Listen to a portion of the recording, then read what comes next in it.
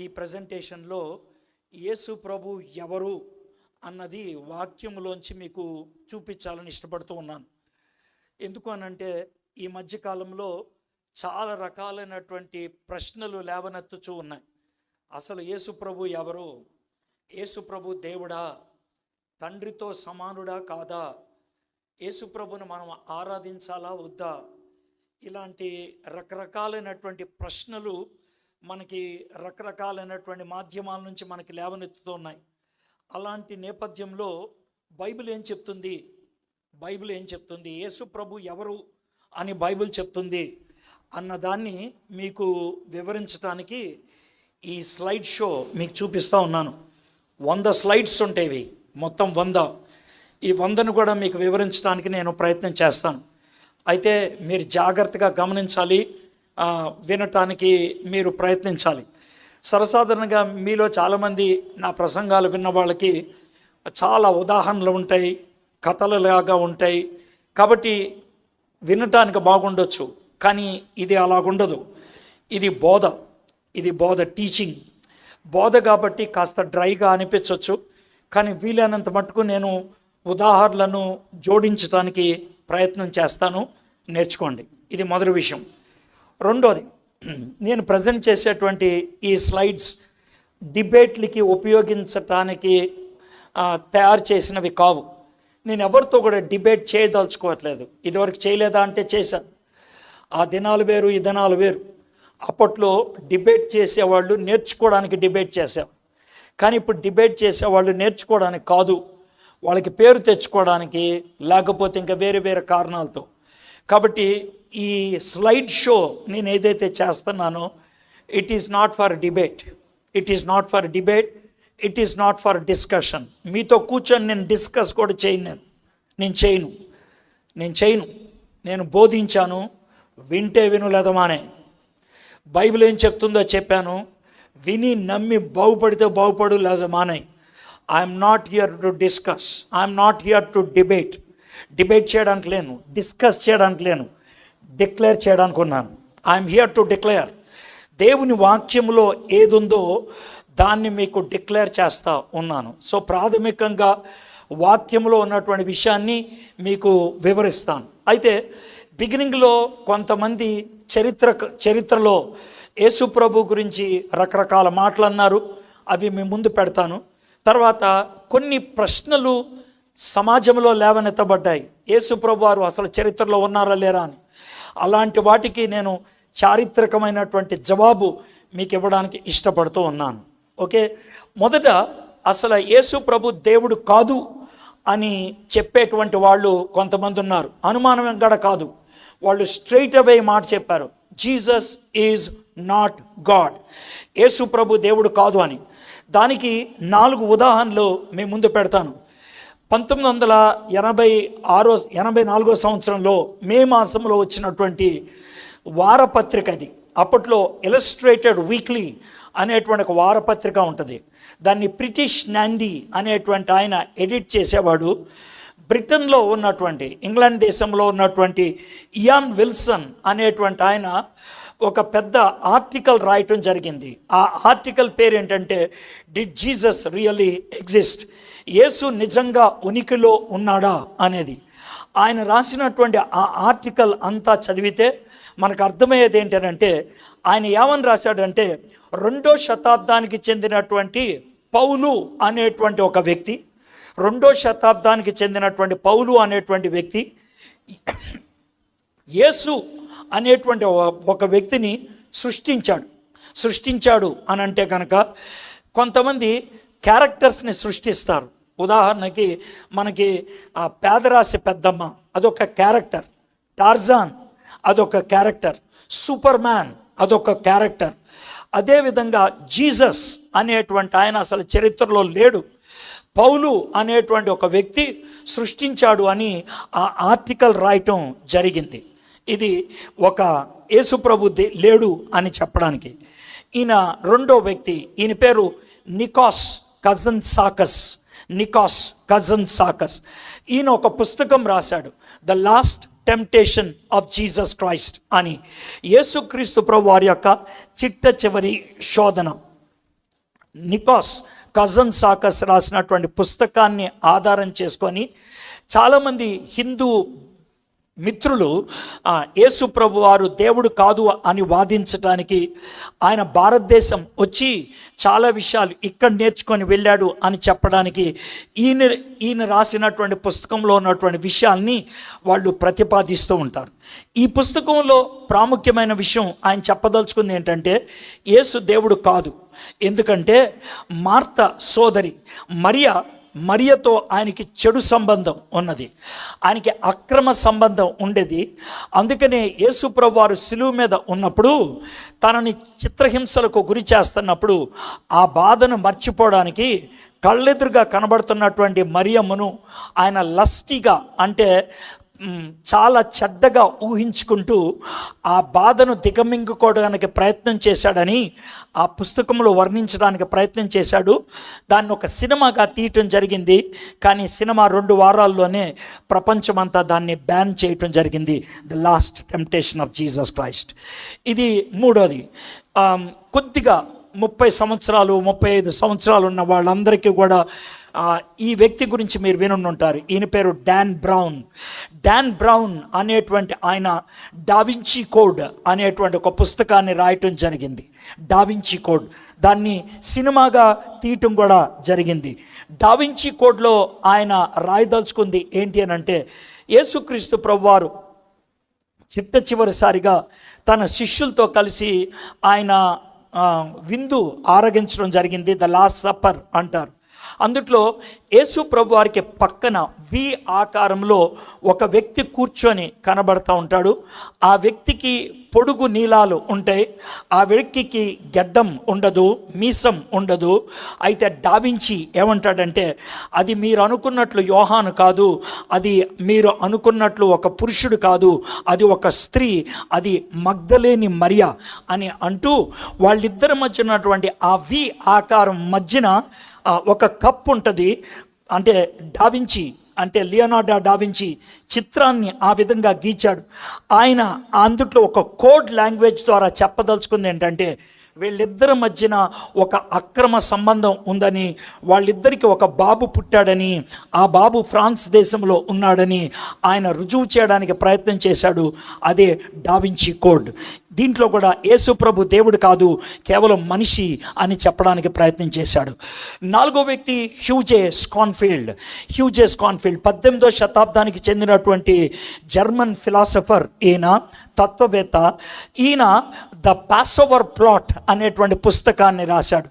ఈ పుస్తకంలో ఆయన ఏమని చిత్రీకరిస్తూ ఉంటాడంటే, ఇస్కరియోత్ యోధ యేసు ప్రభు లాగా ఉండేవాడని, ఇస్కరియోత్ యోధాతో యేసు ప్రభు మంతనాలు ఆడాడని, ఆయన చివరిసారిగా ఆయన విందుని ఆరగించినప్పుడు ఇస్కరియోత్ యోధాని బతిమలాడి, నేను నెమ్మదిగా తప్పించుకొని వెళ్ళిపోతాను, నువ్వు నాలాగా ఉంటావు కాబట్టి నా ప్లేస్లో నువ్వు చచ్చిపో అని చెప్పాడని, యేసు ప్రభు ప్లేస్లో ఇస్కరియోత్ యోధాని యేసు ప్రభు అనుకొని ఆయన సిలువ మీద చంపేశారని, యేసు ప్రభు అక్కడి నుంచి తప్పించుకొని ఇండియా వచ్చేసాడని, శ్రీనగర్లో ఆయన తబిత అనే ఒక అమ్మాయిని ప్రేమించి పెళ్లి చేసుకున్నాడని, ఆ అమ్మాయి ద్వారా ఆయన 4 పిల్లల్ని కన్నాడని, 129 సంవత్సరాలు యేసు ప్రభు వారు చచ్చిపోయినప్పుడు శ్రీనగర్ అనేటువంటి పట్టణానికి బయట ఆయన్ని సమాధి చేశారని, అక్కడ ఉన్నటువంటి ఒక పురాతనమైన సమాధిని చూపించి ఇది యేసు ప్రభు సమాధి అని చూపించడానికి ప్రయత్నం చేస్తారు. దీన్ని రాసింది హ్యూజే స్కాన్ఫీల్డ్ అనేటువంటి జర్మన్ ఫిలాసఫర్ 18వ శతాబ్దంలో. దీన్ని నమ్మేటువంటి వాళ్ళు చాలామంది ఉన్నారు. వాళ్ళల్లో ఒక గుంపు ఉన్నది, దాన్ని అహ్మదియా గుంపు అని అంటూ ఉంటారు. మీకు 4 గురించి మీ ముందు పెట్టడం జరిగింది. ఈ 4 కూడా యేసు ప్రభు దేవుడు కాదు అని వాదించటం జరిగింది. అయితే ఇప్పుడు ఇంకొక 4 మీ ముందు పెడతాను. ఈ 4 యేసు ప్రభు దేవుడు అని నమ్మారు. ఈ యేసు ప్రభు దేవుడని. ఇవి మీకు పరిచయ పలుకుల్లాగా ఎందుకు ఇచ్చానంటే, ప్రపంచము యేసు ప్రభు దగ్గరకు వచ్చేప్పటికి ఖచ్చితమైన గీత గీసేస్తుంది. అయితే ఆయన దేవుడు అని నమ్మాలి, లేదంటే ఆయన దేవుడు కాదు అని నమ్మాలి. మధ్యస్థపు స్థాయిలో యేసు ప్రభుని పెట్టడానికి వీల్లేదు. ఆయన్ని కూడా నేను నమ్ముతాను అంటే కుదరదు, ఆయన కూడా మంచివాడు అంటే కుదరదు, ఆయన చాలా గొప్పవాడు అంటే కుదరదు. ఆయన దేవుడా కాదా? ఈ రెండిట్లో ఏదో ఒకటే తీర్చుకోవాల్సింది. అయితే ఈ నలుగురు ఏమని చెప్పారో చూద్దాం. ఈయన స్వామి వివేకానంద భారత సంస్కృతిని, భారత తత్వాన్ని, భారత మతాన్ని ప్రపంచానికి అందించినటువంటి తొలి వ్యక్తుల్లో ఈయన ఒకడు అని మనము అంగీకరించాలి. ఎందుకనంటే ఈయన షికాగో పట్టణానికి ప్రపంచ మత సమ్మేళనానికి ఆయన వెళ్ళటం జరిగింది. ఆ ప్రపంచ మత సమ్మేళనానికి 1893లో ఆయన వెళ్ళినప్పుడు ఆయన 3 ప్రసంగాలు చేశాడు. చికాగో అడ్రసెస్ అంటారు. మీకు స్వామి వివేకానంద బుక్ స్టాల్లో కానీ, శారదా బుక్ స్టాల్లో కానీ దొరుకుతూ ఉంటుంది చిన్న బుక్. దాంట్లో మీకు కనబడుతుంది 3 ప్రసంగాలు. ఆయన ఆ ప్రసంగాలు చేసినప్పుడు దేవుడు చర్చిలో లేడు, మసీదులో లేడు, దేవాలయాల్లో లేడు, మనిషి గుండెల్లో ఉంటాడు అని అద్భుతంగా ఆయన బోధించడం జరిగింది. అయిపోయిన తర్వాత ఆయన ఇంటర్వ్యూ చేసినప్పుడు ఈ ప్రశ్న అడిగారు, మీరు యేసు ప్రభు గురించి ఏమనుకుంటారు అని. యేసు ప్రభు గురించి స్టూల్ కావాలి, యేసు ప్రభు గురించి మీరు ఏమనుకుంటారు అని ఆయన్ని అడగటం జరిగింది. ఆయన ఇచ్చినటువంటి జవాబు ఇది: ఈ లోకంలో నీతిమంతుడు ఎవరైనా ఉన్నారా అంటే అది యేసు అని చెబుతాను. ఈశాన్య సనాతన ధర్మానికి చెందిన వ్యక్తిగా నేను యేసుని దేవుడిగా మాత్రమే భావిస్తాను. ఇది స్వామి వివేకానంద గారు అన్నటువంటి మాట. ఈయన ఒక మత బోధకుడు యేసు ప్రభుని దేవుడు అని చెప్పడం జరిగింది. రెండో వ్యక్తి ఈయన రాజకీయవేత్త మహాత్మా గాంధీ గారు అన్నటువంటి మాట. మహాత్మా గాంధీ గారిని చాలామంది ఇంటర్వ్యూ చేయడానికి ప్రయత్నం చేశారు, కానీ ఆయన ఒప్పుకోలేదు. కానీ అమెరికా నుంచి వచ్చినటువంటి ఒక సెనేటర్ ఆయన్ని ఇంటర్వ్యూ చేయడానికి పర్మిషన్ అడిగారు. ఆయన ఒప్పుకున్నాడు. అది చాలా సుదీర్ఘమైనటువంటి ఇంటర్వ్యూ. దాంట్లో క్రైస్తవ్యాన్ని భయంకరంగా ఆయన తిట్టాడు. క్రైస్తవ్యాన్ని గుడ్డిది అని అన్నాడు, క్రైస్తవ్యాన్ని పనికిమాలింది అన్నాడు, క్రైస్తవ్యం నన్ను క్రీస్తు దగ్గరికి వెళ్ళనివ్వకుండా చేసింది అని అన్నాడు. అవి తర్వాత విషయాలు. కానీ యేసు ప్రభు గురించి ఆయన్ని అడిగినప్పుడు ఆయన ఇచ్చినటువంటి జవాబు: యేసు చారిత్రాత్మకతను రుజువు చేయవలసిన అవసరం లేదు. యేసు ప్రభు చరిత్రలో ఉన్నాడా లేదా అని నాకు ఎవరు రుజువు చేయక్కర్లేదు. ఎందుకంటే ఆయన కొండ మీద చేసిన ప్రసంగం నేరుగా నా హృదయానికి తాకింది అని అంటున్నాడు. ఆయన కొండ మీద చేసిన ప్రసంగం మత్తయి సువార్త 5, 6, 7 అధ్యాయాల్లో కనబడుతుంది. ఆ ప్రసంగాన్ని ఆధారం చేసుకునే మహాత్మా గాంధీ గారు అహింసావాదాన్ని ప్రపంచానికి అందించడం జరిగింది. ఒక మత నాయకుడు, ఒక రాజకీయవేత్త. మూడోది ఈయన ఒక శాస్త్రవేత్త. ఈయన పేరు బ్లైజీ పాస్కల్. ఈ బ్లైజీ పాస్కల్ అనేటువంటి ఆయన చాలా గొప్ప శాస్త్రవేత్త. మీరు పక్కన చూస్తున్నటువంటి ఆ యంత్రం ప్రపంచంలో మొట్టమొదటిసారిగా తయారైనటువంటి క్యాలిక్యులేటర్. ఈ క్యాలిక్యులేటర్ని మొట్టమొదటిగా తయారు చేసింది బ్లైజీ పాస్కల్. ఈ క్యాలిక్యులేటర్ని ఆధారం చేసుకొని కంప్యూటర్ తయారు చేయటం అనేటువంటి ఆలోచన కలగటం జరిగింది. కాబట్టి బ్లైజీ పాస్కల్ కంప్యూటర్ వ్యవస్థకు ఒక విధమైనటువంటి పితామహుడు, కారకుడు లాంటివాడు అని చెప్పాలి. బ్లైజీ పాస్కల్ నాస్తికుడిగా ఉండేవాడు. తన సహోదరి యేసు ప్రభు గురించి చాలాసార్లు చెప్పింది, కానీ ఆయన వినేవాడు కాదు. ఒకసారి 2 గుర్రాలు నడుపుతున్నటువంటి ఒక బండి మీద వెళ్తూ ఉన్నప్పుడు ఒక బ్రిడ్జ్ దాటాల్సి వచ్చింది. ఆ బ్రిడ్జ్ దాటుతూ ఉన్నప్పుడు ఆయన గుర్రాల్లో ఒక గుర్రం రంకె వేస్తే ఈయన బండి బ్రిడ్జ్ మీద నుంచి జారి పడిపోవటం మొదలుపెట్టింది. ఈత రానటువంటి బ్లైజీ పాస్కల్ బండిని గట్టిగా పట్టుకొని అరవటం మొదలుపెట్టాడు. ఈలోగా రోడ్డు మీద చదువు లేనటువంటి ఒక పామరుడు, ఒక రైతు వెళ్తూ బ్లైజీ పాస్కల్ని చూసి చేయి పట్టుకొని బయటికి లాగాడు. బయటికి లాగినప్పుడు బ్లైజీ పాస్కల్ అన్నటువంటి మొట్టమొదటి మాట: ఓ మానవ, నీకు కావాల్సింది శాస్త్రం కాదు, రక్షకుడు అనేసి.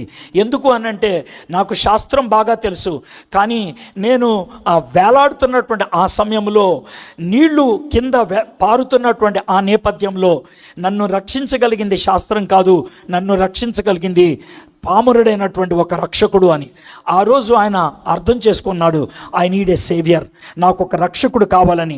ఆ తర్వాత ఆయన ఆకాశం వైపు తలెత్తి ఈ మాట అన్నాడు: ఓ దేవా, నీవు మనిషిని సృష్టించినప్పుడు మానవుని దేవుని ఆకారంలో ఉన్న శూన్యతతో సృష్టించావు.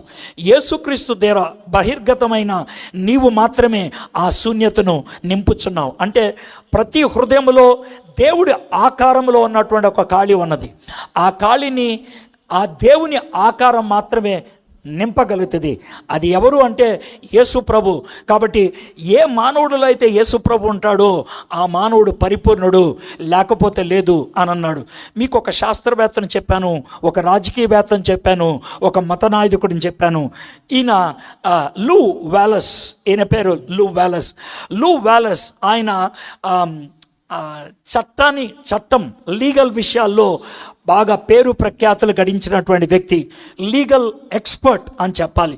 అంతేకాదు మంచి రచయిత, బాగా ఇంగ్లీష్ వచ్చినటువంటి వ్యక్తి. కాబట్టి స్కాలర్ 2 ఏరియాస్లో, ఒకటి ఇంగ్లీష్లో స్కాలర్, రెండోది లీగల్ చట్టబద్ధమైనటువంటి విషయాల్లో ఆయన పేరు గడించినటువంటి వ్యక్తి. లూ వాలస్ 1945 సంవత్సరం ఆ ప్రాంతాల్లో న్యూయార్క్ పట్టణంలో ఒకరోజు ట్రైన్లో వెళ్తూ ఉంటే తన పక్కన ఉన్నటువంటి మిత్రుడు లూ వాలస్ని ఎదురుగా కూర్చున్నటువంటి ఒక అమ్మాయిని చూపించి, చూడు ఆ అమ్మాయి బైబిల్ చదువుతుంది, ఇప్పటికీ మనుషులు బైబిల్ చదువుతున్నారు, నీకు చదువు ఉన్నది, నీకు తెలివితేటలు ఉన్నాయి, నీకు రచనా శైలి ఉన్నది, బైబిల్ బూటకం అని ఒక పుస్తకం ఎందుకు రాయకూడదు అని లూ వాలస్ని ఆ మిత్రుడు అడిగాడు. లూ వాలస్ అన్నాడు, అలాంటి పుస్తకం రాయాలంటే నేను ముందు రీసెర్చ్ చేయాలి, నేను పరిశోధించాలి అనేసి ఆయన తన దగ్గర ఉన్నటువంటి మిత్రుల యొక్క సహాయంతో ఆయన ఇజ్రాయెల్ దేశం రావటం జరిగింది. జెరూసలేంకి వచ్చాడు.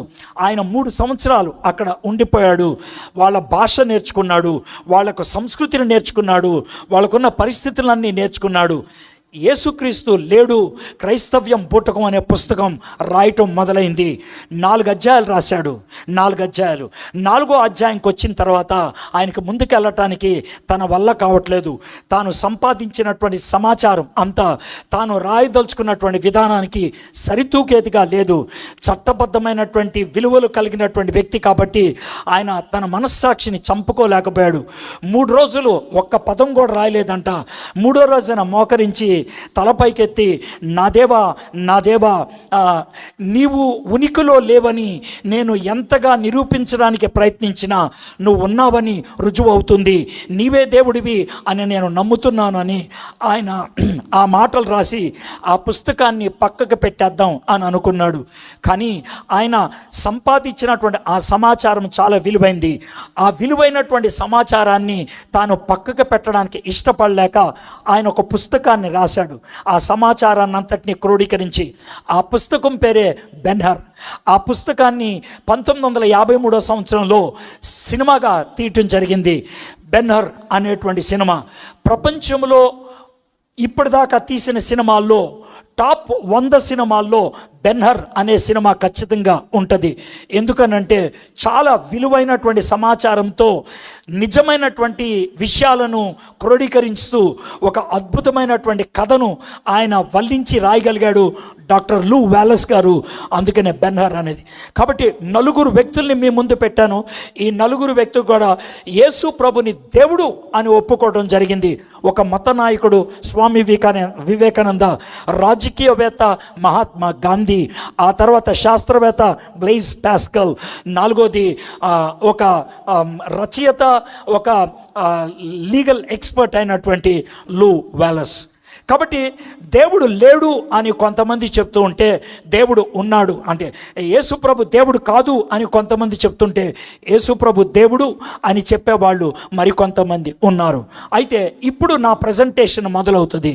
ఎలాగా అని అంటే, అసలు యేసుప్రభు వారు ముందు అసలు ఉనికిలో ఉన్నాడా? ఎందుకంటే ఇయాన్ విల్సన్ గారు ఈ ప్రశ్న అడిగారు, యేసు ప్రభు అసలు చరిత్రలో ఉన్నాడా అనే ప్రశ్న అడిగాడు. అయితే బైబిల్ అనే దాన్ని చాలామంది ఆధారంగా పెట్టుకొని మాట్లాడతారు. కొంతమంది ఏమంటారంటే, సార్ నేను బైబిల్ని నమ్మను, అలాంటప్పుడు నేనేం చేయాలండి అని అంటే కనుక ఒక మాట చెప్పగలుగుతాను. బైబిల్ బయట యేసు ప్రభు ఉన్నాడా లేదా అంటానికి ఖచ్చితమైనటువంటి రుజువులు ఉన్నాయి. ఖచ్చితమైనటువంటి రుజువులు ఉన్నాయి. యేసు ప్రభు ఎవరు అని అంటే కనుక ప్రజలు వాళ్ళకున్నటువంటి ఆలోచనలు ప్రస్తావించడం జరిగింది.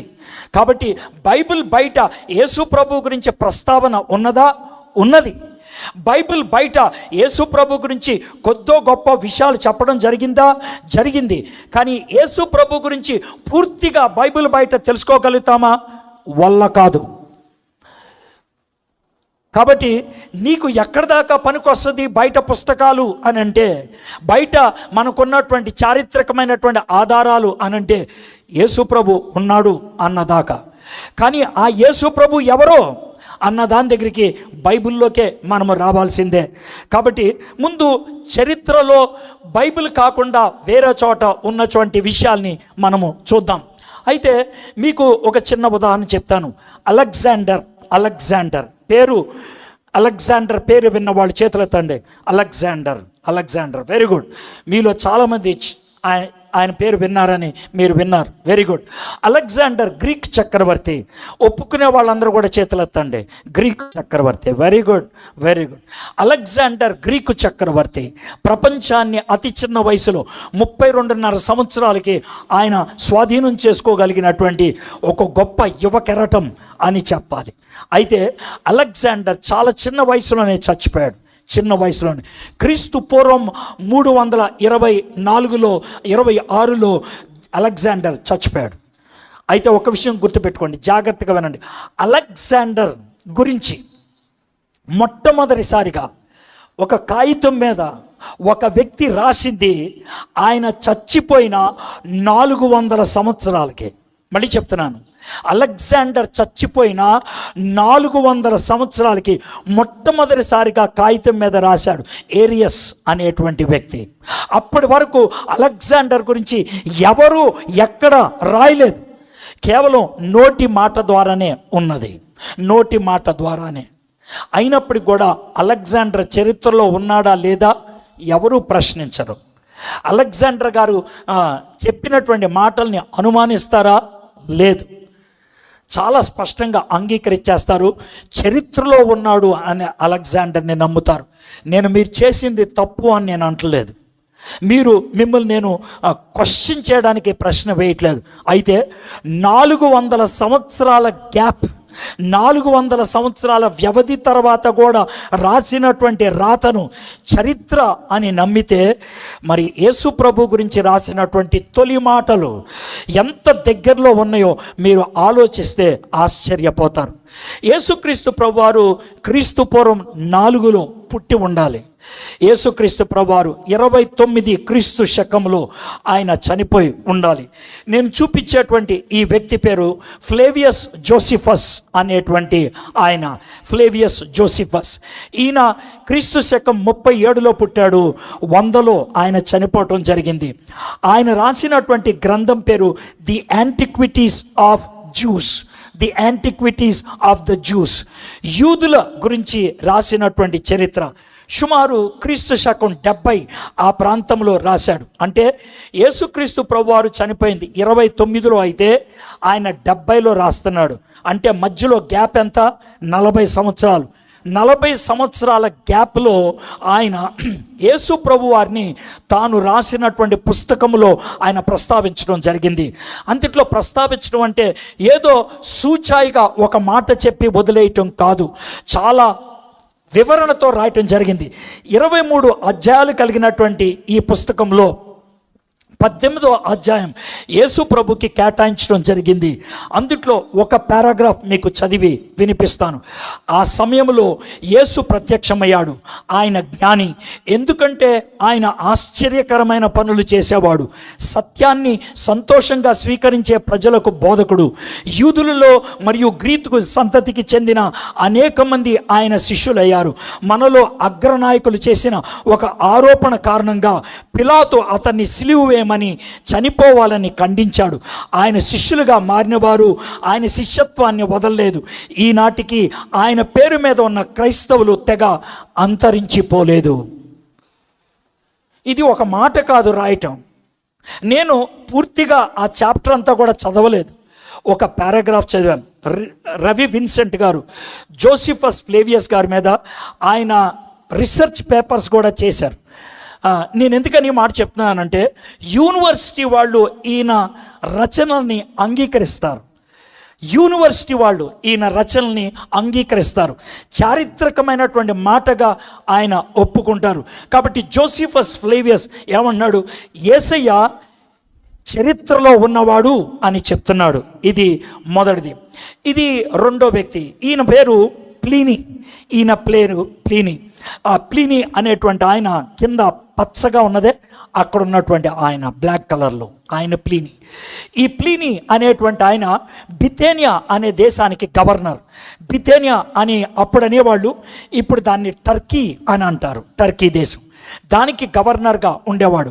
పైన చెయ్యెత్తి కనబడ్డాడే ఆయన పేరు ట్రేజన్. ట్రేజన్ అనేటువంటి ఆయన రోమన్ చక్రవర్తి. రోమన్ చక్రవర్తి ప్లీనీ గారికి ఉత్తరాలు రాశాడు. వాళ్ళిద్దరి మధ్యన జరిగినటువంటి ఉత్తరాల యొక్క సమాచారమే ఆ పుస్తకం, the complete letters of Pliny the younger. అది చారిత్రకమైనటువంటి పుస్తకం.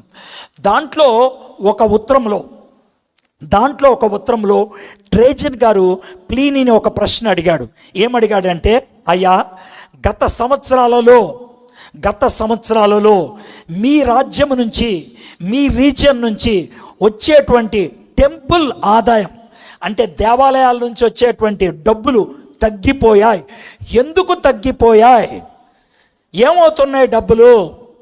ఎందుకు తగ్గిపోయాయి అని ఆయన్ని అడగటం జరిగింది. ఎవరిని? గవర్నర్ గారిని అడగటం జరిగింది. అప్పుడు గవర్నర్ గారు ఇచ్చినటువంటి జవాబులో ఈ మాటలు రాస్తూ ఉన్నాడు. వారి అపరాధం లేదా దోషం, అంటే ఒక గుంపు గురించి రాస్తూ ఏమన్నాడంటే, వారి అపరాధం లేదా దోషం యొక్క మొత్తం ఈ క్రింద వాటి కంటే ఎక్కువ కాదు. వారు క్రమం తప్పకుండా ఒక నిర్ణీతి రోజున సూర్యోదయానికి ముందు కలుసుకొని క్రీస్తుని ఒక దేవునికి వలె స్తోత్రము ఆలపిస్తారు. ఏ నేరము చేయనని, ఏ వాగ్దానాన్ని ఉల్లంఘించబోమని ప్రమాణం చేస్తారు. అంటే ఆయన రాయదలుచుకున్నది ఏం తెలుసా? క్రైస్తవులు అనేవాళ్ళు ఎక్కువైపోయారు, క్రీస్తుని వెంబడించే వాళ్ళు ఎక్కువైపోయారు, మన దేవాలయానికి వచ్చేవాళ్ళు తక్కువైపోయారు. కాబట్టి మన దేవాలయపు ఆదాయం తగ్గిపోయింది అని ఈ మాట రాశాడు. ఈ మాట ఎప్పుడు రాశాడు తెలుసా? క్రీస్తు శకం 110లో రాశాడు. క్రీస్తు శకం 110 డేటుతో సహా ఈ ఉత్తరం ఎప్పుడు రాశారు అన్న దానికి మనకు రుజువులు ఉన్నాయి. ఈ మూడో వ్యక్తి, ఇది చాలా క్లోజెస్ట్ ఎవిడెన్స్ అని చెప్పాలి. చాలా క్లోజెస్ట్. యేసు ప్రభుకి ఇంతకంటే closest historical evidence outside the బైబిల్కి బయట కనబడటం అనేది జరగదు. ఈయన పేరు థాలస్. ఈయన పేరు మొదటి శతాబ్దపు చరిత్రకారుడు. ఈయన గురించి జోసిఫస్ తను రాసినటువంటి యాంటిక్విటీస్లో 18వ అధ్యాయంలో 6వ ప్రాంతంలో ఆయన్ని ప్రస్తావించడం జరిగింది. ఈయన క్రీస్తు శకం 53లో రాశాడు. ఈయన రాసినటువంటి రచనలను క్రీస్తు శకం 150లో లుకానస్ అనేటువంటి ఆయన ప్రస్తావించాడు మనకి. ఇంతకీ ఈయన ఏమి రాశాడు అనంటే, కొయినే గ్రీక్లో 3 పుస్తకాలు రాయటం జరిగింది. ఇంతకీ ఆయన రాసింది ఏంటనంటే, యూదులు చంద్రమాన మాసం, అంటే మనము సోలార్ క్యాలెండర్ వాడతాం. జనవరి, ఫిబ్రవరి, మార్చ్, ఏప్రిల్, ఇవి సోలార్ క్యాలెండర్, సూర్యుడిని ఆధారం చేసుకొని తయారు చేయబడినటువంటి క్యాలెండర్. భారతీయులు, హైందవ ధర్మంలో హిందువులు వాడేటువంటి క్యాలెండర్ చందమామని ఆధారం చేసుకొని, ముస్లింలు వాడేటువంటి క్యాలెండర్ చందమామని ఆధారం చేసుకొని, యూదులు వాడేటువంటి క్యాలెండర్ చందమామని ఆధారం చేసుకొని. అందుకనే యూదులు చంద్రమాన మాసం నిస్సాన్ మాసం, అంటే మన క్యాలెండర్ ప్రకారం మార్చ్, ఏప్రిల్ మాసాల్లో వస్తూ ఉంటుంది. యూదుల క్యాలెండర్లో మొదటి మాసం అదే. యూదుల క్యాలెండర్లో మొదటి మాసం అదే. అయితే దాంట్లో 14వ రోజున పస్కా పండుగను జరుపుకుంటారు. యూదయాలో జాగ్రత్తవనండి, ఇది చాలా అద్భుతమైన రుజువు. యూదయాలో ఆ రోజు భయంకరమైన చీకటి మరియు భూకంపము ఒక అద్భుతం. భూకంపం ఎందుకు అద్భుతం అవుతుంది? చీకటి మిట్ట మధ్యాహ్నం వస్తే ఎందుకు అద్భుతం అవుతుంది? అవ్వటానికి వీల్లేదే. ఎందుకంటే సంవత్సరానికి ఒకసారి మిట్ట మధ్యాహ్నం చీకటి అవటం అనేది ప్రతి సంవత్సరం చూస్తామే, దాన్నే మనం సోలార్ ఎక్లిప్స్, సూర్యగ్రహణం అని అంటామే. కానీ ఈయన అద్భుతం అని ఎందుకు ప్రస్తావించాడు అని అంటే నెక్స్ట్ సెంటెన్స్ చూడండి. పౌర్ణమి రోజు కానందున ఇది సాధారణ సూర్యగ్రహణము కాదు. పౌర్ణమి రోజు కాదు కనుక అది సాధారణ సూర్యగ్రహణము కాదు. ఇది ఒక చరిత్రకారుడు రాస్తున్నాడు. ఆయన క్రైస్తవుడు కాదు, యేసు ప్రభు శిష్యుడు కాదు. చరిత్రలో ఆయన లిఖించి పెట్టింది. క్రీస్తు శకం 53లో ఆయన రాస్తే, లుకానస్ అనేటువంటి ఆయన క్రీస్తు శకం 150లో ఆయన గురించి ప్రస్తావిస్తే అది మన దగ్గర దాకా రావటం జరిగింది. ఇక ఇప్పటికీ నేను ఎంతమందిని గురించి చూపించాను. మొదటిది నేను ఒక యూదా చరిత్రకారుని చూపించాను, జోసిఫస్ ఫ్లేవియస్. రెండోది ఒక రోమన్ గవర్నర్ని చూపించాను, ఆయన పేరు ప్లినీ ది యంగర్. మూడోది ఒక ఫిలాసఫర్ని చూపించాను, టాలస్ అనేటువంటి ఆయన. నాలుగోది సుటోనియస్, ఈయన రోమన్ చరిత్రకారుడు. సుటోనియస్ అనేటువంటి ఆయన the lives of 12 Caesars, Roman సామ్రాజ్యాన్ని పరిపాలించేవాడిని సీజర్ అంటారు, 12 మంది గురించి రాశాడు.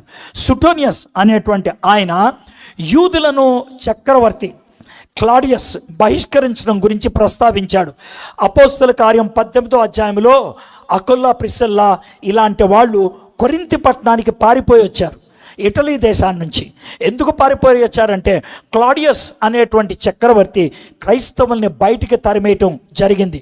కాబట్టి దీంట్లో ఆయన ప్రస్తావించింది ఏంటంటే అవి క్రిస్టస్ ప్రేరేపించిన నిరంతర అలజడి కావడమేనని ఆయన వాదించారు. క్రిస్టస్ అంటే ఎవరో? క్రీస్తు గురించి, క్రీస్తు ద్వారా వచ్చినటువంటి అలజడిని బట్టి ఇది జరిగింది ఆయన చెప్తా ఉన్నాడు. కాబట్టి మీకు 4 రుజువుల్ని ఇవ్వటం జరిగింది చరిత్రలోంచి. బైబిల్ బయట యేసు ప్రభు గురించి ప్రస్తావించారు అని చెప్పడానికి. మై ఫ్రెండ్స్, మళ్ళీ చెప్తున్నాను, వాదించడానికి, దీన్ని వాదడానికి కాదు, తొడగొట్టడానికి నేను దీన్ని మీకు చూపించట్లేదు. మన విశ్వాసం దృఢపరుచుకోవడానికి, మనం క్రీస్తులో నిలకడగా ఉండటానికి. ఎవరు మనల్ని ప్రశ్నలు అడిగినా మనం జవాబు చెప్పలేకపోవచ్చు, జవాబు చెప్పినా చెప్పకపోయినా మనము జారిపోకుండా ఉండాలి, విశ్వాసంలో నిలకడగా ఉండాలి. ఆ ఉద్దేశంతో ఇది మీ ముందు పెట్టడానికి ప్రయత్నం చేస్తూ ఉన్నాను. మీకు కనబడుతున్నటువంటి ఆ వ్యక్తి పేరు William Mitchell Ramsay. William Mitchell Ramsay అనేటువంటి ఆయన స్కాట్లాండ్ దేశానికి చెందినటువంటి వ్యక్తి. స్కాట్లాండ్ దేశానికి చెందినటువంటి విలియం మిచెల్ రామ్సే అనేటువంటి ఈయన మంచి విద్య కలిగినటువంటి వాడు. ఆయనకి 9 PhDలు ఉన్నాయి, 9 డాక్టరేట్లు ఉన్నాయి. ఆయన బాగా చదువుకున్నటువంటి వాడు. అయితే చిన్న వయసులోనే ఆయనకి సర్ అంటే ఏంటి తెలుసా? ఇప్పుడు మన ఇండియాలో భారతరత్న ఎలా ఇస్తారో, బ్రిటిష్ ప్రభుత్వం వాళ్ళు ఇచ్చేటువంటి అతి ఉన్నతమైనటువంటి బిరుదు సర్, దాన్ని నైట్హుడ్ అంటారు. కాబట్టి అది ఆయనకి ఇవ్వటం జరిగింది చాలా చిన్న వయసులోనే. అయితే ఈయన్ని చాలామంది మిత్రులు యేసు ప్రభు గురించి అడిగితే, నేను యేసు ప్రభుని నమ్మను అని అన్నాడంట. మరి నువ్వు యేసు ప్రభుని నమ్మను అని అన్నప్పుడు నువ్వు ఒక స్టేట్మెంట్ వేస్తే బాగుంటుంది కదా, చారిత్రకంగా ఒక స్టేట్మెంట్ వేస్తే బాగుంటుంది కదా అని విలియం మిచెల్ రామ్సేని అడిగితే ఆయన అన్నాడు, నేను చదువుకున్న వాడిని, రుజువు చేయాలి, చెప్పాలి, కాబట్టి నేను దాన్ని పరిశోధించి చేస్తానని బైబిల్ చూడటం మొదలుపెట్టాడు. బైబిల్లో ఒక వ్యక్తి 2 పుస్తకాలు రాశాడు. ఆ 2 పుస్తకాలు తన్ని ఆకర్షించుకున్నాయి. ఏంటి ఆ 2 పుస్తకాలు అంటే అపోస్తల కార్యములు, లూకా సువార్త. ఈ రెంటిని రాసింది ఒక వ్యక్తే, లూకా. ఈ లూకా రాసినటువంటి ఈ 2 పుస్తకాలు చదివినప్పుడు ఆయనకి అర్థమైంది ఏంటంటే, ఈ 2 పుస్తకాల్లో లూకా గారు 54 పట్టణాల గురించి, 9 దీవుల గురించి, 95 మనుషుల గురించి ఆయన ప్రస్తావించి రాశాడు పేరు పెట్టి. 54 ఊర్ల గురించి, 9 దీవుల గురించి, 95 మనుషుల గురించి పేర్లు ప్రస్తావించి రాశాడు. 1800 సంవత్సరాల క్రితం రాసినటువంటి ఆ గ్రంథంలో 54 పట్టణాలు, 9 దీవులు, 95 మంది మనుషులు, దూరాలు, దిశలు రాసుకుంటూ వచ్చాడు కదా. నేను వెళ్ళి చూస్తా, 54 పట్టణాలు అలా ఉన్నాయో లేదో చూస్తా, 9 దీవులు అలా ఉన్నాయో లేదో చూస్తా, 95 మంది గురించి రుజువులు ఉన్నాయో లేదో చూస్తా అని పరిశోధించడం మొదలుపెట్టాడు. ఆయన డబ్బులు ఖర్చు పెట్టుకున్నాడు. టర్కీ దేశానికి వెళ్ళాడు, గ్రీసు దేశానికి వెళ్ళాడు, ఇటలీకి వెళ్ళాడు, ఇస్రాయెల్ దేశానికి వెళ్ళాడు, పరిశోధన చేశాడు. అంతా చేసిన తర్వాత ఆయన ఈ మాట అంటున్నాడు. లూకా తన 2 పుస్తకాలను చరిత్రాత్మక అవగాహనతో రాశాడు.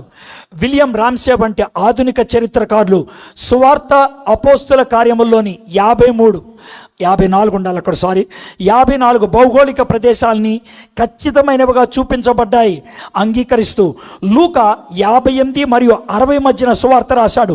అప్పటికి ప్రత్యక్ష సాక్షులు ఇంకా జీవించి ఉన్నారు. 58లో రాశాడు లూకా. 58లో లూకా రాసినటువంటి ఈ పుస్తకము చారిత్రకమైంది, అబద్ధాలు లేనివి, కల్పితాలు కావివి. కాబట్టి దాంట్లో యేసు ప్రభుని ప్రస్తావించాడు, ఆయన గురించి రాశాడు. అప్పటికి యేసు ప్రభుని చూసిన వాళ్ళు ఇంకా ఉన్నారు, యేసు ప్రభుతో మాట్లాడిన వాళ్ళు ఉన్నారు. ఒకవేళ లూకా తప్పు రాస్తే అప్పుడే దాన్ని నిలదీసి ఇది తప్పు రానుండేవాళ్ళు.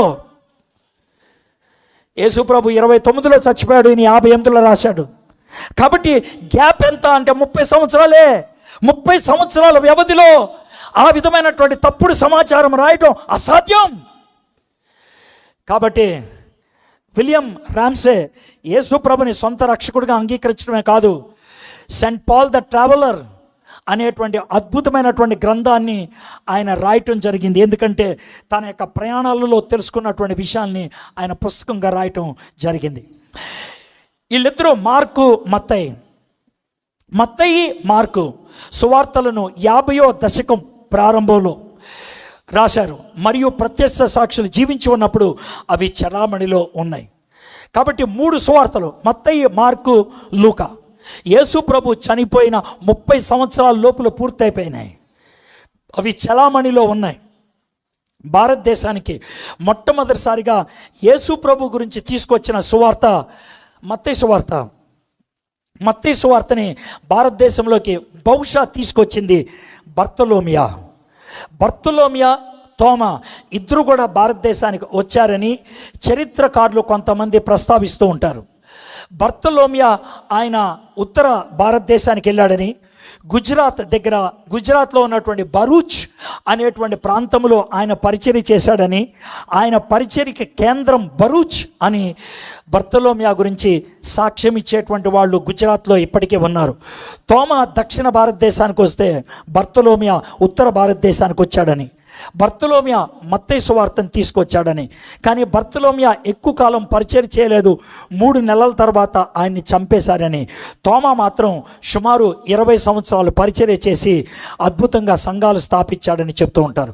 ఇవి మొదటి శతాబ్దంలోనే అయిపోవటం జరిగింది. సో మై ఫ్రెండ్స్, ఇప్పుడు దాకా నేను చెప్పదలుచుకుంది ఏంటి, యేసు ప్రభు వారిని దేవుడు కాదు అని కొంతమంది అంటే, దేవుడు అని మరి కొంతమంది అంటే, చరిత్రలో యేసు ప్రభు ఖచ్చితంగా ఉన్నాడు అని అనటానికి అందరూ ఒప్పుకోవటం జరిగింది.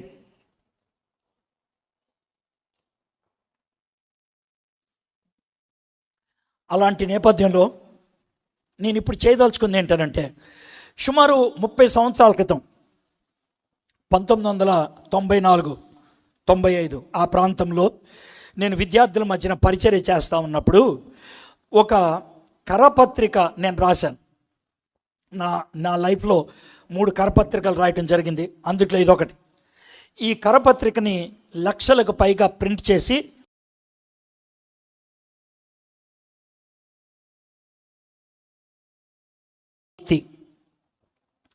ఎవరు ఈ విలక్షణ వ్యక్తి, ఆ కరపత్రిక జస్ట్ 2 sides ఉంటుంది. చాలామంది దాన్ని చదివారు, యేసు ప్రభు గురించి తెలుసుకోవడానికి ప్రయత్నం చేశారు. అయితే ఆ కరపత్రికలో నా వాదన ఎలా ఉంటుందనంటే, యేసు ప్రభు వారిని దేవుడు అని మనం ఎందుకు నమ్మాలి అన్న దానికి యేసు ప్రభు దగ్గరికి వెళ్ళొద్దు. ముందు ఒక వ్యక్తిని దేవుడు అని మనం నమ్మాలంటే ఆయనకు ఉండాల్సిన లక్షణాలు ఏంటో మనం చూద్దాం. దేవుడు నేను సమస్యల్లో ఉంటే, బాధల్లో ఉంటే, కష్టాల్లో ఉంటే, అక్కడ దూరాన్న కూర్చుంటే ఆయన దేవుడు ఎలా అవుతాడు? అవడం. దేవుడు అంటే పరిగెత్తుకుంటా నా దగ్గరికి రావాలి, దేవుడు అంటే నన్ను ఆదరించాలి, దేవుడు అంటే ఆయన నన్ను రక్షించాలి. కాబట్టి దేవుడు ఖచ్చితంగా దిగి రావాలి, అక్కడ కూర్చుంటే కాదు. కాబట్టి ఒకవేళ దేవుడు దిగొస్తే, దేవుడే దిగొస్తే, దేవుడే మనుషుల మధ్యకు వస్తే ఆయన ఎలా వస్తాడు? మొదటిది, చెప్ప పెట్టకుండా రాడు, చెప్పొస్తాడు. దేవుడు చెప్పొస్తాడు. ఎంత ఎక్కువ చెప్పితే అంత గొప్పోడు, ఎంత ఎక్కువ చెప్పితే అంత గొప్పోడు. మన వీధిలోకి కౌన్సిలర్ వస్తూ ఉంటే పొద్దున్న చెప్తారు, ఎమ్మెల్యే వస్తూ ఉంటే ముందు రోజు చెప్తారు, ముఖ్యమంత్రి వస్తున్నాడంటే వారం ముందు చెప్తారు, ప్రధానమంత్రి వస్తున్నాడంటే 2 నెలల ముందు చెప్తారు. ఎంత ముందు చెప్తే అంత గొప్పోడని అర్థం. నువ్వు నేను వస్తే ఎవడు చెప్పడు, అది మనం. కాబట్టి యేసు ప్రభు ఒకవేళ దేవుడైతే ఆయన భూమి మీదకి మానవుడిగా వస్తే, దేవుడే మానవుడిగా వస్తే మొట్టమొదటిది ఆయన గురించి ముందుగా ఎంతో చెప్పబడి ఉండాలి. ఇదే నా మొదటిది. ప్రవచనాలు, చాలా ప్రవచనాలు. యేసు ప్రభు గురించి 310 కంటే ఎక్కువ ప్రవచనాలు ఉన్నాయి. అవేంటో మీకు చెప్తాను, కొన్ని చెప్తాను. ఇది మొదటి కారణం, ఆయన చెప్ప పెట్టకుండా రాలేదు, ఆయన చాలా రకాలైనటువంటి ప్రవచనాలు ఇచ్చి వచ్చాడు. That is my first thing, entry. రెండోది ఏంటనంటే ఆయన భూమి మీద అడుగు పెట్టేటువంటి ఆ క్షణం, ఆయన భూమి మీదకి వచ్చినటువంటి ఆ దినం, భూమి మీదకి వచ్చినటువంటి ఆ పద్ధతి విచిత్రమైందై ఉండాలి. His entry. ఎందుకనంటే సినిమా భాషలో చెప్పాలంటే హీరో ఎంట్రీ ఎలివేషన్ ఇస్తారు. ఎంత ఎక్కువ ఎలివేషన్ ఇస్తే అంత గొప్ప హీరో అని అర్థం. దేవుడే మానవుడిగా ఈ లోకంలోకి వస్తే దేవుడిచ్చేటువంటి ఎలివేషన్ ఏంటో చూడండి. అసాధారణమైన ప్రవేశం, కన్యక ద్వారా ప్రవేశించాడు. ఇది నా రెండవది. దీన్ని మీకు రుజువిస్తాను. ఇక మూడోది, ఆయన ఆ విధంగా ఈ లోకంలోకి వచ్చినట్లయితే, మూడోది ఎందుకు వచ్చాడు? నాకున్న సమస్యని పరిష్కరించడానికి వచ్చాడు. ఒకవేళ నేను నీళ్ళల్లో పడిపోయాను అనుకోండి, నాకే ఈత రాదనుకోండి, ఎవడు దూకాలి దాంట్లోకి? ఈత వచ్చినోడు దూకాలి. ఆడు కూడా ఈత రానోడైతే ఆడేం చేయగలడు? చేయలేడు. పాపములో కొట్టుమిట్టాడుతున్నటువంటి నిన్ను రక్షించడానికి పాపము లేకుండా రావాలి, పాపము చేయకుండా జీవించాలి, సమస్య లేనివాడై ఉండాలి, సమస్యను పరిష్కరించేవాడు అవుతాడు. విలక్షణ జీవితం, పాపరహిత జీవితం అసాధారణమైనటువంటి సవాళ్ళు. ఇది నాలుగోది, దేవుడే కనుక మానవుడిగా వస్తే చెప్ప పెట్టకుండా రాడు, వచ్చే పద్ధతి గొప్పగా ఉంటుంది. ఆయన వచ్చిన తర్వాత నాకున్న సమస్య ఆయనకి లేదని తెలుసుద్ది. నాలుగోది, ఆయన గొప్ప శక్తిని ప్రదర్శించగలిగి ఉండాలి. He must be able to display his power. అది నాలుగోది. ఐదోది, అసలు ఎందుకు వచ్చాడు భూమి మీదకి? Why did he come? ఎందుకు వచ్చాడు? నా సమస్యను పరిష్కరించడానికి ఆయన ఏం చేశాడో చూపించగలిగి ఉండాలి. ఉద్దేశపూర్వక జీవితం, క్రయధనం, వెల, మరణం, అది యేసుప్రభుకి ఒక్కడికే సాధ్యమైంది. ఇది ఐదోది. యేసుప్రభు నా రక్షకుడు అంటానికి రుజువు ఏంటి? అధికారానికి అంతిమ రుజువు పునరుద్ధానం. ఇది ఆరోది. ఏడోది, ఆయన దేవుడైతే, ప్రపంచానికి రక్షకుడైతే, ఎక్కడ రక్షణ కార్యం జరిగినప్పటికీ ఆ రక్షణ కార్యం ప్రపంచవ్యాప్తంగా అందించబడాలి. సార్వత్రిక ప్రభావం, ప్రపంచవ్యాప్తంగా ప్రభావం. ఈ ఏడు ఎవరికైతే ఉంటాయో ఆయన దేవుడు. నెంబర్ 1 ఎంట్రీ, నెంబర్ 1 ప్రిపరేషన్, రెండోది ఎంట్రీ, మూడోది ప్రాబ్లం లేని లైఫ్, నాలుగోది పవర్ఫుల్ లైఫ్, ఐదోది పర్పస్ఫుల్ లైఫ్, ఆరోది ప్రూఫ్ ఇచ్చే లైఫ్, ఏడోది ప్రొక్లమేషన్ చేసుకోగలిగేటువంటి లైఫ్. సో ఇది ఉండాల్సినవి. యేసు ప్రభు గారికి ఈ 7 ఉన్నాయి. అందుకనే ఆయన దేవుడు. యేసు ప్రభువారు నేనొక్కడనే దేవుడు అని అన్నాడు కాబట్టి ఆయన ఒక్కడే దేవుడు. ఇంకెవరైనా దేవుడా కాదో ఆలోచించాల్సిన పని లేదు నాకు. టైం వేస్ట్ చేసుకోవాల్సిన అవసరం లేదు నాకు. 5కు 2 కలిపితే 7 అని తెలిసినప్పుడు 6 కరెక్టా కాదా, 5 కరెక్టా కాదా, 4 కరెక్టా కాదా, టైం వేస్ట్ చేసుకోవాల్సిన పని లేదు నాకు. I believe that Jesus Christ is God because of these evidences, because of these proofs, because of his life, because of the historical testimonies. చారిత్రకమైనటువంటి సాక్ష్యాలు బట్టి, రుజువులు బట్టి, ఆధారాలు బట్టి, చరిత్రను బట్టి ఆయన్ని దేవుడు అని నా మనస్సులో గుర్తించా, హృదయంలో స్వీకరించా, పరిశుద్ధాత్మని అనుభూతిని పొందా. అక్కడితో ఫుల్ స్టాప్. ఇంకో దాని దగ్గరికి వెళ్ళాల్సిన అవసరం లేదు నాకు. There is no need for me to go anywhere else. అయితే ఈ 7 కొన్నిటిని నేను లంచ్ ముందు రుజువు చేస్తా, కొన్నిటిని లంచ్ తర్వాత నేను రుజువు చేస్తా. మొదటిది, యేసుక్రీస్తు ప్రభువారు 300 కంటే ఎక్కువ ప్రవచనాల్ని ఆయన పరిపూర్ణం చేశాడు. అందుట్లో కొన్ని మాత్రం మీకు చూపిస్తానికి ప్రయత్నం చేస్తాను. ఇది యేసు ప్రభువారి గురించి ఇచ్చినటువంటి మొట్టమొదటి ప్రవచనం. ఈ ప్రవచనం ఏ సందర్భంలో జరిగింది? ఆదాము అవ్వలు పాపం చేసిన తర్వాత దేవుడు వాళ్ళని కలుసుకోవడానికి ఏదైనా తోటకు వచ్చినప్పుడు అక్కడ ఆదాము ఉన్నాడు, అవ్వ ఉన్నది, తర్వాత సాతానుడు కూడా ఉన్నాడు. వాళ్ళ ముగ్గురితో మాట్లాడుతున్నప్పుడు దేవుడు ఇచ్చినటువంటి మాట ఇది, మరియు నీకును స్త్రీకిని. ఇది ఎవరితో మాట్లాడుతున్నాడు? సాతాన్తో మాట్లాడుతున్నాడు. నాకు చాలా అద్భుతంగా అనిపించేటువంటి మాట ఏంటంటే, నిజమైన హీరో, జాగ్రత్త వినండి, నిజమైన హీరో సవాలు ఎవరికి విసురుతాడు? విలన్కి విసురుతాడు. నిజమైన హీరో మధ్యలో ఉన్న తురుంకానగాళ్ళకి విసరడు, విలన్కి విసురుతాడు. చూడండి, ఆయన మొట్టమొదటిగా ఎవరితో చెప్తున్నాడు?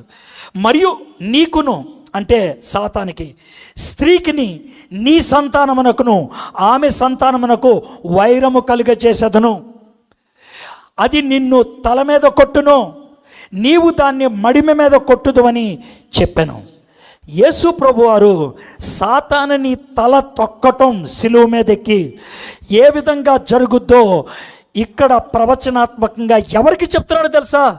ఎవరికి చెప్తున్నాడు? సాక్షాత్తు సాతానుడికి చెప్తున్నాడు.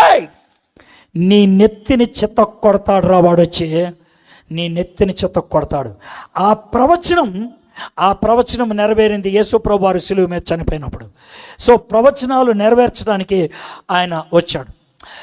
మధ్యలో చాలా ఉన్నాయి, యాకోబుకి ప్రవచనాలు ఉన్నాయి, చాలా ఉన్నాయి, అన్నీ నేను కోట్ చేయట్లేదు, ఒక 3-4 మాత్రమే. అబ్రహాముకి ఇచ్చినటువంటి ప్రవచనం చాలా గొప్పది. ఎందుకంటే ఈ ప్రవచనాన్ని పౌలు భక్తుడు కూడా ప్రస్తావించాడు. అబ్రహాము గారు దేవుని మాటని విధేయత చూపించి ఆయన హారాను నుంచి ప్రయాణమై దేవుడు వాగ్దానం చేసినటువంటి దేశానికి వచ్చేసాడు. షెకెం అనే ప్రాంతంలో ఒక బలిపీఠాన్ని కట్టాడు, దేవుణ్ణి ఆరాధించాడు. అక్కడ దేవుడు అబ్రహాముతో మాట్లాడుతున్నాడు. యెహోవా అబ్రహామునకు ప్రత్యక్షమై నీ సంతానమునకు ఈ దేశం ఇచ్చేదనని చెప్పగా అతడు తనకు ప్రత్యక్షమైన యెహోవాకు ఒక బలిపీఠము కట్టెను. ఇది అయిపోయింది ప్రవచనం. ఈ ప్రవచనాన్ని పౌలు భక్తుడు ఎలాగా వివరిస్తున్నాడో చూడండి. గలతీయులకు రాసిన పత్రిక 3:16 ఆయన అనేకులను గూర్చి అన్నట్లు నీ సంతానములకును అని చెప్పక ఒకని గూర్చి అన్నట్టే నీ సంతానమునకును అనెను. ఆ సంతానము క్రీస్తు. కాబట్టి ఇది నేను మీకు చూపించాలనుకున్నటువంటి రెండో ప్రాముఖ్యమైనటువంటి ప్రవచనం. మూడోది, మోషే గారికి ఇచ్చినటువంటి ప్రవచనం. వారి సహోదరులో నుండి నీ వంటి ప్రవక్తను వారి కొరకు పుట్టించదును, అతని నోట నా మాటలు ఉంచుదును, నేను అతనికి ఆజ్ఞాపించినది యావత్తును అతడు వారితో చెప్పాను. మోషేకి యేసు ప్రభుకి ఉన్నటువంటి సిమిలారిటీస్, అంటే ఇద్దరికి ఉన్నటువంటి సమాన గుణాలు ఏంటో చెప్పంటారా? మోషే ఐగుప్తు దేశంలోంచి వచ్చాడు, యేసు ప్రభు వారు కూడా ఐగుప్తు దేశంలోంచి వచ్చాడు. మోషే పుట్టినప్పుడు చిన్నపిల్లలను చంపేశారు, యేసు ప్రభు పుట్టినప్పుడు చిన్నపిల్లలను చంపేశారు. మోషే పుట్టినప్పుడు శక్తివంతమైనటువంటి ఒక రాజు ఉన్నాడు, యేసు ప్రభు పుట్టినప్పుడు కూడా శక్తివంతమైనటువంటి ఒక రాజు ఉన్నాడు. మోషే పిలవడానికి ముందు 400 సంవత్సరాలు ఇశ్రాయేలీలు ఉన్నారు, వాళ్ళ మధ్యన ప్రవక్త లేడు. యేసు ప్రభు రావడానికి ముందు 400 సంవత్సరాల ముందు ప్రత్యక్షత అనేది ప్రత్యేకంగా లేదు. ఈ రెంటిలో చాలా రకాలైనటువంటి ఒకే విధమైన గుణాలు ఉన్నాయి. మోషే కొండ మీద ధర్మశాస్త్రాన్ని తీసుకొచ్చి ఇచ్చాడు, యేసు ప్రభు వారు కొండెక్కి వర్తమానాన్ని అందించాడు. మోషే కొండెక్కి ధర్మశాస్త్రం ఇస్తే ఆ ధర్మశాస్త్రాన్ని ఉల్లంఘించడం బట్టి 3000 మంది చచ్చిపోయారు. యేసు ప్రభు వారు కొండెక్కి ఇక్కడికి నేను పరిశుద్ధాత్మని పంపిస్తానంటే ఆ పరిశుద్ధాత్ముడు వస్తే 3000 మంది జీవాన్ని పొందారు పెంతెకొస్తు దినాన్న. సో యేసు ప్రభు మోషే ఇద్దరు ఒకలాంటి వాళ్ళు. ఆ ప్రవచనం యొక్క నెరవేర్పు మనం యేసు ప్రభులో చూస్తాం. యోహాను సువార్త 6వ అధ్యాయం 14వ వచనం, ఆ మనుషులు యేసు చేసిన సూచక్రియను చూచి నిజముగా ఈ లోకమునకు రాబో ప్రవక్త ఈయనే, అంటే ఒక ప్రవక్త వస్తాడని, మోషే లాంటి వాడు వస్తాడని ఎదురు చూశారు. అది ఈయనే అని వాళ్ళు చెప్పుకోవటం జరిగింది. కీర్తనలో నేను మీకు ముందు ఆది కాండములో సాతానుతో మాట్లాడిన మాటలు చెప్పాను, అబ్రహాముతో చెప్పిన మాటలు, తర్వాత మోషేతో చెప్పిన మాటలు చెప్పాను. ఇప్పుడు దావీదు గురించి చెప్తున్నాను. అబ్రహాము గురించి ఎందుకు చెప్పాను? పితామహుడు కాబట్టి. మోషే గురించి ఎందుకు చెప్పాను? ఆయన ధర్మశాస్త్రాన్ని ఇచ్చాడు కాబట్టి. దావీదు గురించి ఎందుకు చెప్పాను? ఆయన మొట్టమొదటి దేవుడు ఏర్పరచుకున్నటువంటి రాజు కాబట్టి. వీళ్ళ ముగ్గురు యూదులకి ప్రాధాన్యం. అందుకే మత్తయ్య వీళ్ళ ముగ్గురిని ఆధారం చేసుకొని రాస్తాడు. ఇప్పుడు కీర్తనలో 16 కీర్తనలు వాటిని మెస్సియా కీర్తనలు అని అంటారు. మెస్సియా కీర్తనలు అంటే ఆ కీర్తనలంతా కూడా యేసు ప్రభు గురించి రాసినవే. ఉదాహరణకి 22వ కీర్తన, నా దేవా నీవు నన్నేలా విడనాడితివి, నన్ను రక్షింపక నా ఆర్తధ్వని వెనక నీవేళ దూరమగునావు. ఈ మాట యేసు ప్రభు వారు శిలువ మీద పలికాడు. కానీ దీన్ని యేసు ప్రభు వారు ఈ లోకంలోకి రావడానికి 900 సంవత్సరాల ముందు రాయటం జరిగింది. ప్రవచనం 4 అయిపోయినాయి. సాతాను, అబ్రహాము, మోషే, దావీదు. 5వది యెషయా అని 5వ సువార్తికుడు అంటారు. సువార్తికుడు అంటే చూస్తూ రాసిన వాళ్ళు. యేసు ప్రభు జీవితాన్ని చూసి రాశారు 4. కానీ యెషయా దివ్య దర్శనం ద్వారా రాశాడు, జరక్క ముందు రాశాడు, 700 సంవత్సరాల ముందు రాశాడు. యేసు ప్రభు గురించి అనేక విషయాలు తాను రాసినటువంటి ఆ 66 అధ్యాయాలు కలిగినటువంటి యెషయా గ్రంథంలో రాశాడు. 9వ అధ్యాయం 6వ వచనం, ఏలయనగా మనకు శిశువు పుట్టెను, మనకు కుమారుడు అనుగ్రహించబడెను, ఆయన భుజం మీద రాజ్యభారం ఉండెను, ఆశ్చర్యకరుడు, ఆలోచనకర్త, బలవంతుడైన దేవుడు, నిత్యుడకు తండ్రి, సమాధానకర్త అయిన అధిపతి అతనికి పేరు పెట్టబడును. వండర్ఫుల్ వన్, ఆశ్చర్యకరుడు, లూకా 4:22. మైటీ గాడ్, శక్తివంతమైన దేవుడు, మత్తయి సువార్త 13:54. నిత్య తండ్రి, యోహాను సువార్త 10వ అధ్యాయం 30వ వచనం. ఆ ఒక్క వచనం యొక్క నెరవేర్పు అనేక చోట్ల మనం చూడగలుగుతాం. అందుకని అది ఒక కీలకమైనటువంటి ప్రవచనంగా చెప్తూ ఉంటారు. యెషయా 4 కీర్తనలు రాశాడు. యెషయా గారు 4 కీర్తనలు, 35వ అధ్యాయం 1, 53వ అధ్యాయం 1, 61వ అధ్యాయం 1-3, 68వ అధ్యాయం 18-24. ఈ 4 కీర్తనలో యేసు ప్రభు గురించి 4 స్థాయిల్లో వర్ణించడం మొదలుపెట్టాడు. 35వ కీర్తనలో రక్షణ అన్నదాన్ని ఒక కవి హృదయంతో రాశాడు. 53వ అధ్యాయంలో యేసు ప్రభు వారి యొక్క చివరి 24 గంటల ప్రయాణాన్ని ఆయన వర్ణిస్తూ రాశాడు. 61వ అధ్యాయంలో యేసు ప్రభు యొక్క పరిచర్య గురించి రాశాడు. 63వ అధ్యాయంలో యేసు ప్రభు వారు ఈ భూప్రపంచం మీద చేసినటువంటి ఆ కార్యం ఏ విధంగా ముగిస్తుందో ఆయన రాయటం జరిగింది. సో మై ఫ్రెండ్స్, 5 ఎవిడెన్సెస్ మీకు ఇచ్చాను ప్రవచనాల యొక్క నెరవేర్పు అనేది. దీంట్లో మీకు చూపించలేదు కానీ మీకు చెప్తాను. పీటర్ స్టోనర్ మీలో చాలామంది చదువుకున్న వాళ్ళు గూగుల్ చేయటం వచ్చు, కావాలంటే దీన్ని గూగుల్ చేయండి. Peter stoner, PETER, Peter stoner, STONER, Peter stoner mathematician, గణిత శాస్త్రవేత్త, బాగా చదువుకున్నవాడు. మంచి పేరు ప్రఖ్యాతులు గడించిన వాడు. ఆయన స్టాటిస్టిక్స్లో ఆయన బాగా దిట్ట. ఆయన ఏమంటాడంటే, మనకి ప్రాబబిలిటీ జరుగుద్దా లేదా అనేటువంటి ప్రాబబిలిటీ ఊహాగానాలు ఉంటే, ఆ ప్రాబబిలిటీ థియరీలో ఏమంటాడంటే, ఒక సంచిలో ₹10 వేసి నేను సంచిలోంచి తీస్తే మొదట ₹10 వస్తుందా అంటే ₹10 వస్తుంది. ఒకటే ఉంది కదా, 100%. కానీ దాంట్లో ఒక ₹10 వేసి ₹1 వేస్తే మొదటిసారి ఏ నాణ్యం వస్తుందంటే, ఏమో ₹10 రావచ్చు, ₹1 రావచ్చు, 50-50.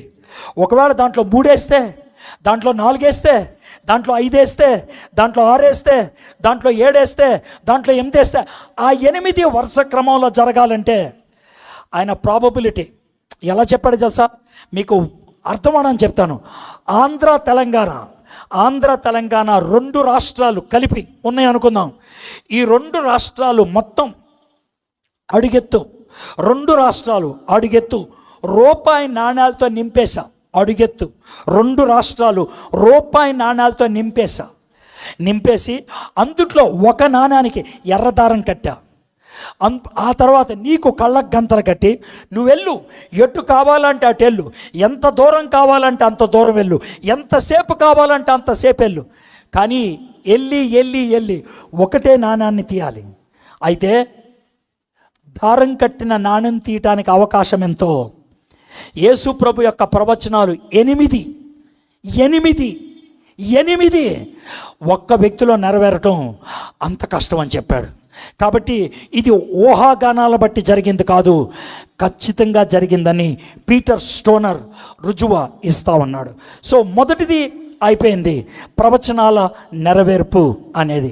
నేను ఇప్పటికి మొదలుపెట్టి 59 నిమిషాలు అయింది.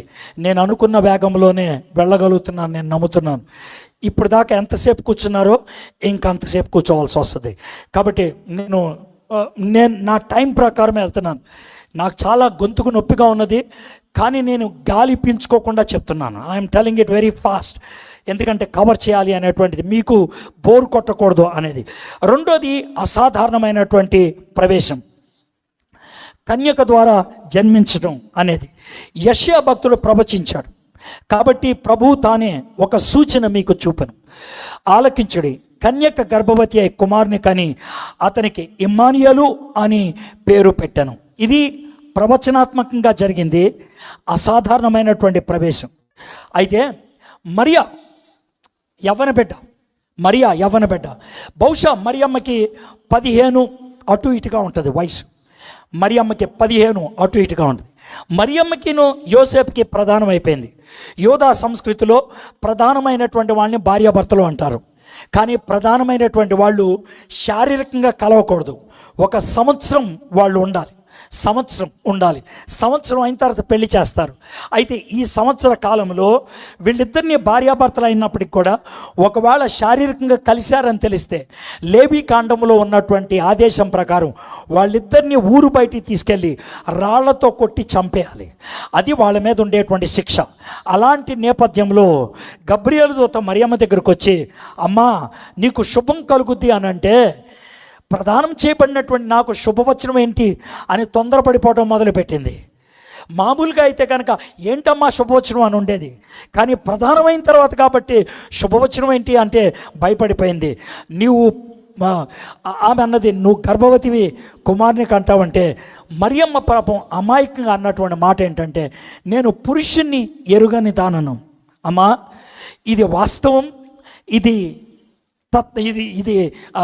ఉన్నటువంటి చట్ట ప్రకారం నేను కలవకూడదు, నిజంగా కూడా నేను కలవలేదు. కాబట్టి ఇది ఎలా సాధ్యం, ఇది ఎలాగ జరుగునని దూతదానగా, దూత పరిశుద్ధాత్మ నీ మీదకు వచ్చును, సర్వోన్నతిని శక్తి నిన్ను కమ్ముకొనును, గనుక పుట్టబోవు శిశువు పరిశుద్ధుడై దేవుని కుమారుడు అనబడును. యేసు ప్రభువారు ఈ లోకంలోకి పాపము లేనివాడిగా రావాలి. జాగ్రత్తగా గుర్తుపెట్టుకోండి, పాపం అనేది శరీరంతో వచ్చేది కాదు. దీని గురించి ఎంత పిక్కొని వస్తున్నారో ప్రజలు నాకు అర్థం కావట్లేదు. నేను అప్పుల్లోకి ఎలా వెళ్తాను, నేను అప్పుల బారిని ఎలా పడతాను? చాలా సింపుల్గా చెప్పాలంటే, మా నాన్నగారు ₹1 కోటి ఆస్తి సంపాదించి చచ్చిపోతే ఆ కోటి ఆస్తి నాదే. ఆ కోటి ఆస్తి నాదే. కానీ ఒకవేళ మా నాన్నగారు ₹1,00,00,000 అప్పు చేసి చచ్చిపోతే ఆ అప్పు ఎవరు తీర్చాలి? నేను తీర్చాలి. దాన్ని లీగల్ ట్రాన్స్ఫర్ అంటారు. లీగల్ ట్రాన్స్ఫర్ అంటే చట్టబద్ధంగా అది నాకు వచ్చింది. చట్టబద్ధంగా. మీకు విషయం లేదో తెలుసో లేదో, ఇప్పుడు రతన్ టాటా గారు ఈరోజు చనిపోయారు. రతన్ టాటా గారు కోటీశ్వరుడు. భారతదేశంలో అతి ధనికులకు చెందినటువంటి వాళ్ళలో ప్రథముల్లో 3 ఒకడు ఆయన. అంత గొప్పోడు. అయితే ఆయన లీగల్గా తన ఆస్తిని ఎవరికో ఒకరికి రాసి ఇచ్చేశాడు. ఇక వాళ్ళదే. It is a legal transfer. కాబట్టి ఇది లీగల్ ట్రాన్స్ఫర్. అయితే పాపం అనేది లీగల్గా ఎక్కడి నుంచి ట్రాన్స్ఫర్ అవుతుంది? తండ్రి దగ్గర నుంచి. యేసు ప్రభు వారికి ఇహలోక పరంగా తండ్రి లేడు. ఇహలోక పరంగా తండ్రి లేడు.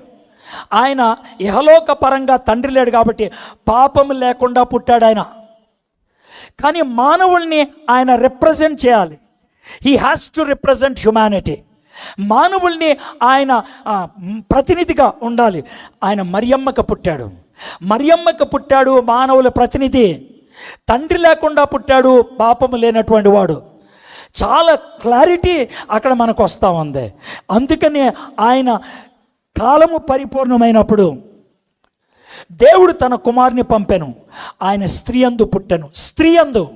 స్త్రీ అనే మాట నొక్కి ఒక్కాణిస్తున్నాడు. స్త్రీ అనేటువంటి మాట, పురుష సంయోగం లేకుండా పుట్టాడు అనేటువంటి మాట. అందుకనే ఖురాన్లో 26 సార్లు ఈసా బిన్ మరియం అని ప్రస్తావించారు. మరియమ్మ తనయుడు అని ప్రస్తావించాడు. సో ఇది మనకి రెండవదిగా కనబడుతుంది. మొదటిది ప్రవచనాల యొక్క నెరవేర్పు, రెండవది అసాధారణ ప్రవేశం. మీకు 2 minutes టైం ఇస్తాను నేను. ఇప్పుడు మీకు 3rd and 4th కొంచెం టఫ్గా ఉంటుంది. 2 minutes టైం ఇస్తాను. ఆ పక్క ఈ పక్కన వర్షం వస్తుంది. 2 minutes టైం ఇస్తున్నాను, అడ్జస్ట్ అయిపోండి. Then I'll go further. మీరు నేను మాట్లాడుతున్నప్పుడు లేవద్దు. I'm giving you 2 minutes time. వర్షం మీ మీద పడుతుంటే లోనికి వచ్చేయండి. That's it.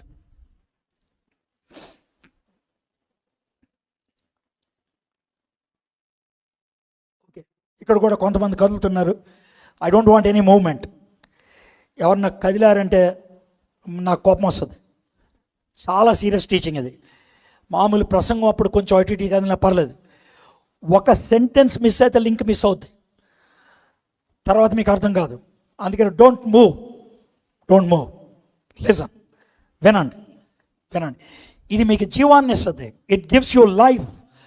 ఇది మీకు నిత్యత్వాన్ని ఇస్తుంది. It gives you eternity. It gives you a place in heaven. మీకు పరలోకంలో స్థానాన్ని ఇస్తుంది. నేను కాదు, ద గాస్పుల్. ఆ గాస్పుల్ జీసస్ క్రైస్ట్. అది మీరు వింటున్నారు. అందుకని ఇక మూడోది విలక్షణమైనటువంటి జీవితం, పాపరహిత జీవితం, అసాధారణమైనటువంటి సవాళ్ళు. యేసుక్రీస్తు పాపరహితుడు. ఎలా చెప్పగలుగుతావు? నేను వెళ్ళి చెక్ చేయడానికి లేదు కదా. ఒక వ్యక్తి యొక్క క్యారెక్టర్ మనకు ఎలా తెలుస్తుంది? రతన్ టాటా గారి క్యారెక్టర్ ఎలా తెలుస్తుంది? ప్రజలు చెప్పిన మాటను బట్టి, ఆయన గురించి ప్రజలు ఇచ్చినటువంటి విశ్లేషణ బట్టి. That's all. యేసు ప్రభు పాపరహితుడు అని మొట్టమొదట శత్రువులు చెప్తున్నారు. శత్రువుల మాటలు. ఆయన పాపము చేయలేదు, ఆయన నోట ఏ కపటమును లేదు. పేతురు అంటున్నాడు, ఐఎమ్ సో సారీ, అక్కడ శత్రువులు కాదు ఉండాల్సింది, మిత్రులు. I'm so sorry. అక్కడ మిత్రులు ఉండాలి. మిత్రులు చెప్పినటువంటి మాట. పేతురు గారు అంటున్నారు, ఆయన పాపం చేయలేదు, ఆయన నోటన ఏ కపటం లేదు. ఎందుకన్నాడు ఈ మాట?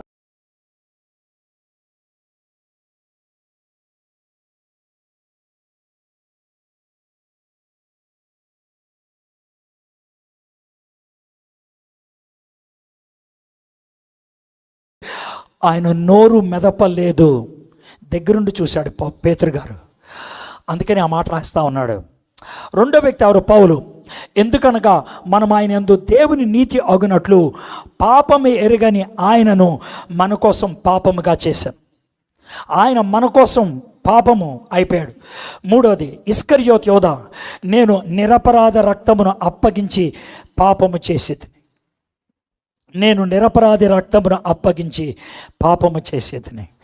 శిష్యులు వీళ్ళు యేసుప్రభు గురించి ఇచ్చినటువంటి సాక్ష్యం. ఇప్పుడు ఐఎమ్ సో సారీ, ఇందాక ఉండాల్సింది శిష్యులు, ఇప్పుడు ఉండాల్సింది శత్రువులు. టైటిల్ అటు ఇటు అయింది, ఐఎమ్ సో సారీ. పిలాతు, ఈ నీతిమంతుని రక్తము గురించి నేను నిరపరాధిని. ప్రశ్నలు వేసి వేసి వేసి కొంచెం నీళ్ళు తీసుకురండి అని చేతులు కడుక్కోవడం మొదలు. బాబు గబుక్కును కూర్చో ఆయన, బాస్ కదలొద్దు, పక్కన వాళ్ళతో మాట్లాడద్దు, హలో పలకరించే మాట కాదు, వినినా ఇంకా పలకరించొద్దు బాస్. ఇప్పుడు పరామర్శించి ఏం జరుగుతుంది, ఆయన ఎవరో ఏం అడగాల్సిన అవసరం లేదు. ఈయన నా ఇంకా చూడు, అలా మాస్టర్ నా ఇంకా చూడు, అటు ఇటు చూడొద్దు, నా ఇంకే రైట్, దట్స్ ఇట్. ఓకే,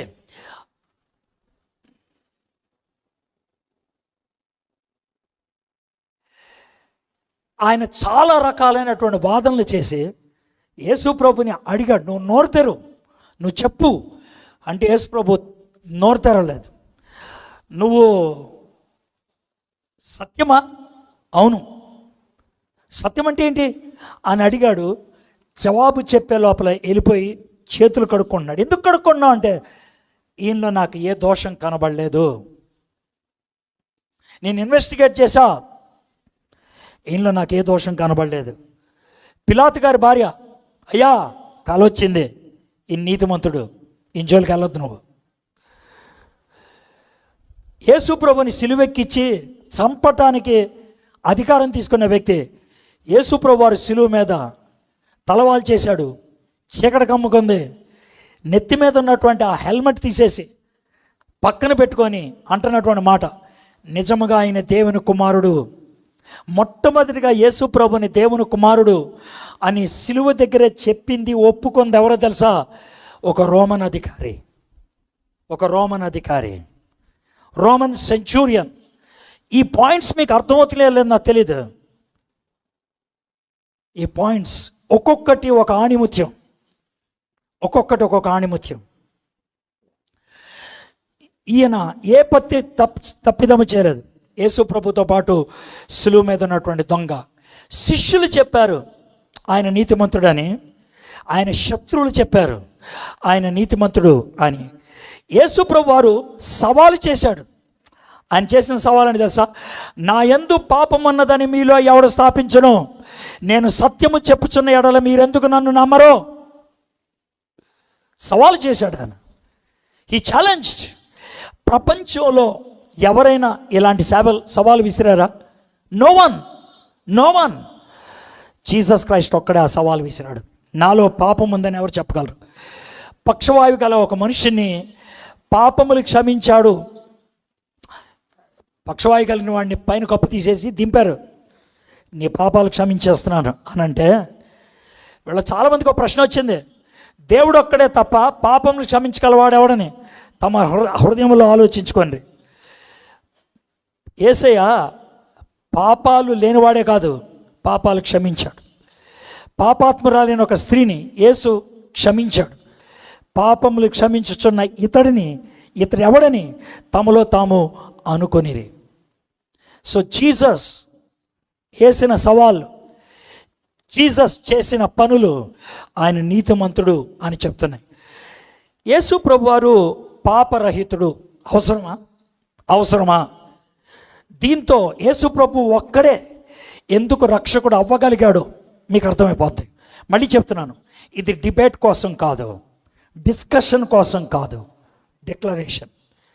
యేసు ప్రభు ఒక్కడే ఎందుకు దేవుడు, యేసు ప్రభు ఒక్కడే ఎందుకు రక్షకుడు, యేసు ప్రభు ఒక్కడే అనంటే సిద్ధాంతపరంగా చెప్పాలంటే, ఒక పాపి మనల్ని పాపము నుండి రక్షించలేడు. యేసు ప్రభువులో పాపము లేదు. పాపము లేకుండా పుట్టాడు, పాపము చేయకుండా జీవించాడు. ఆయనలో పాపము లేదు, ఆయన పాపము చెయ్యలేదు. మన ప్రధాన యాజకుడు మన బలహీనత యందు మనతో సహానుభావం లేనివాడు కాడు, కానీ సమస్త విషయంలోనూ మన వల్లే శోధింపబడినను ఆయన పాపము లేనివాడిగా ఉండెను. మొదటిదే, హీ ఈజ్ సిన్లెస్. రెండోది, అపవిత్రమైన బలిని దేవుడు అంగీకరించలేడు. ఆయనే పాపము కలిగిన వాడైతే తనని తాను బలిగా అర్పించుకోలేడు.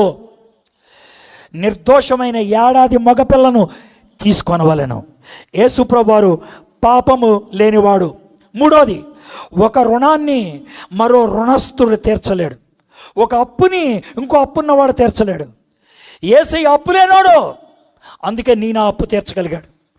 ఆయన రుణస్థుడు కాదు, అందుకే నీ నా రుణాన్ని తీర్చగలిగాడు. ఏలయనగా మనల్ని దేవుని యొద్దకు తెచ్చుటకు అనీతిమంతుల కొరకు నీతిమంతుడైన క్రీస్తు శరీర విషయంలో చంపబడి ఆత్మ విషయంలో బ్రతికించబడి పాపముల విషయంలో ఒక్కసారే శ్రమపడిన. నాలుగోది, మునిగిపోతున్న వ్యక్తి ఎవరిని కాపాడలేడు. ఆయన మునిగిపోయేవాడు కాదు, మునిగిపోతున్న నిన్ను నన్ను రక్షించడానికి వచ్చినవాడు. నశించిన దాన్ని వెతికి రక్షించడానికి మనుష్య కుమారుడు ఈ లోకానికి వచ్చాడు. ఒక పాపి మనల్ని పాపం నుండి రక్షించలేడు. అపవిత్రమైన బలిని దేవుడు అంగీకరించలేడు. మన రుణాన్ని మరో రుణస్థుడు తీర్చలేడు. మునిగిపోతున్న వ్యక్తి ఎవరిని కాపాడలేడు. పాపి అయిన రక్షకుడు పాపులను రక్షించలేడు. పాపరహిత రక్షకుడు మాత్రమే పాపుల్ని రక్షించగలడు. 3 పాయింట్స్ అయిపోయినాయి ఇప్పటిదాకా. పాయింట్ నెంబర్ 1, ప్రవచనాల యొక్క నెరవేర్పు. పాయింట్ నెంబర్ 2, అసాధారణమైన ప్రవేశం. పాయింట్ నెంబర్ 3, విలక్షణ జీవితం. పాయింట్ నెంబర్ 4, ఆయన అసాధారణమైన, పాయింట్ నెంబర్ 3లో సెకండ్ పార్ట్, అసాధారణమైన సవాళ్ళు. I am. ఈ మాట ఇంగ్లీష్లో అంత విలువన్నది కాదు, కానీ గ్రీకులో చాలా విలువైనది. ఎగో ఏమి. ఈ పదాన్ని ఎవరు పడితే వాడు వాడటానికి వీల్లేదు. దేవుడు మాత్రమే పాపాలని క్షమించగలడు. శాస్త్రులు కొందరు అక్కడ కూర్చుండి ఉండిరి. వారు ఇతడు ఇట్లెందుకు చెప్పుచున్నాడు, దేవదోష చేయుచున్నాడు కదా, దేవుడు ఒక్కడే తప్ప పాపమును క్షమించగలవాడెవడని తమ హృదయములో ఆలోచించుకొనేది. నేను దేవుణ్ణి, నేను పాపాలు క్షమించగలను. యోధ మత నాయకులకి టెన్షన్ పుట్టుకొచ్చింది. ఇతడు ఎవరు? యేసుప్రభు ఉన్నాడు చూడండి. అయితే పాపములు క్షమించుటకు భూమి మీద మనుష్య కుమారునికి అధికారం కలదని మీరు తెలుసుకొనవలనని, I have the authority to forgive. ఎవడా యేసు ప్రభు దేవుడు కాదు అనేవాడు? ఎవడాడు?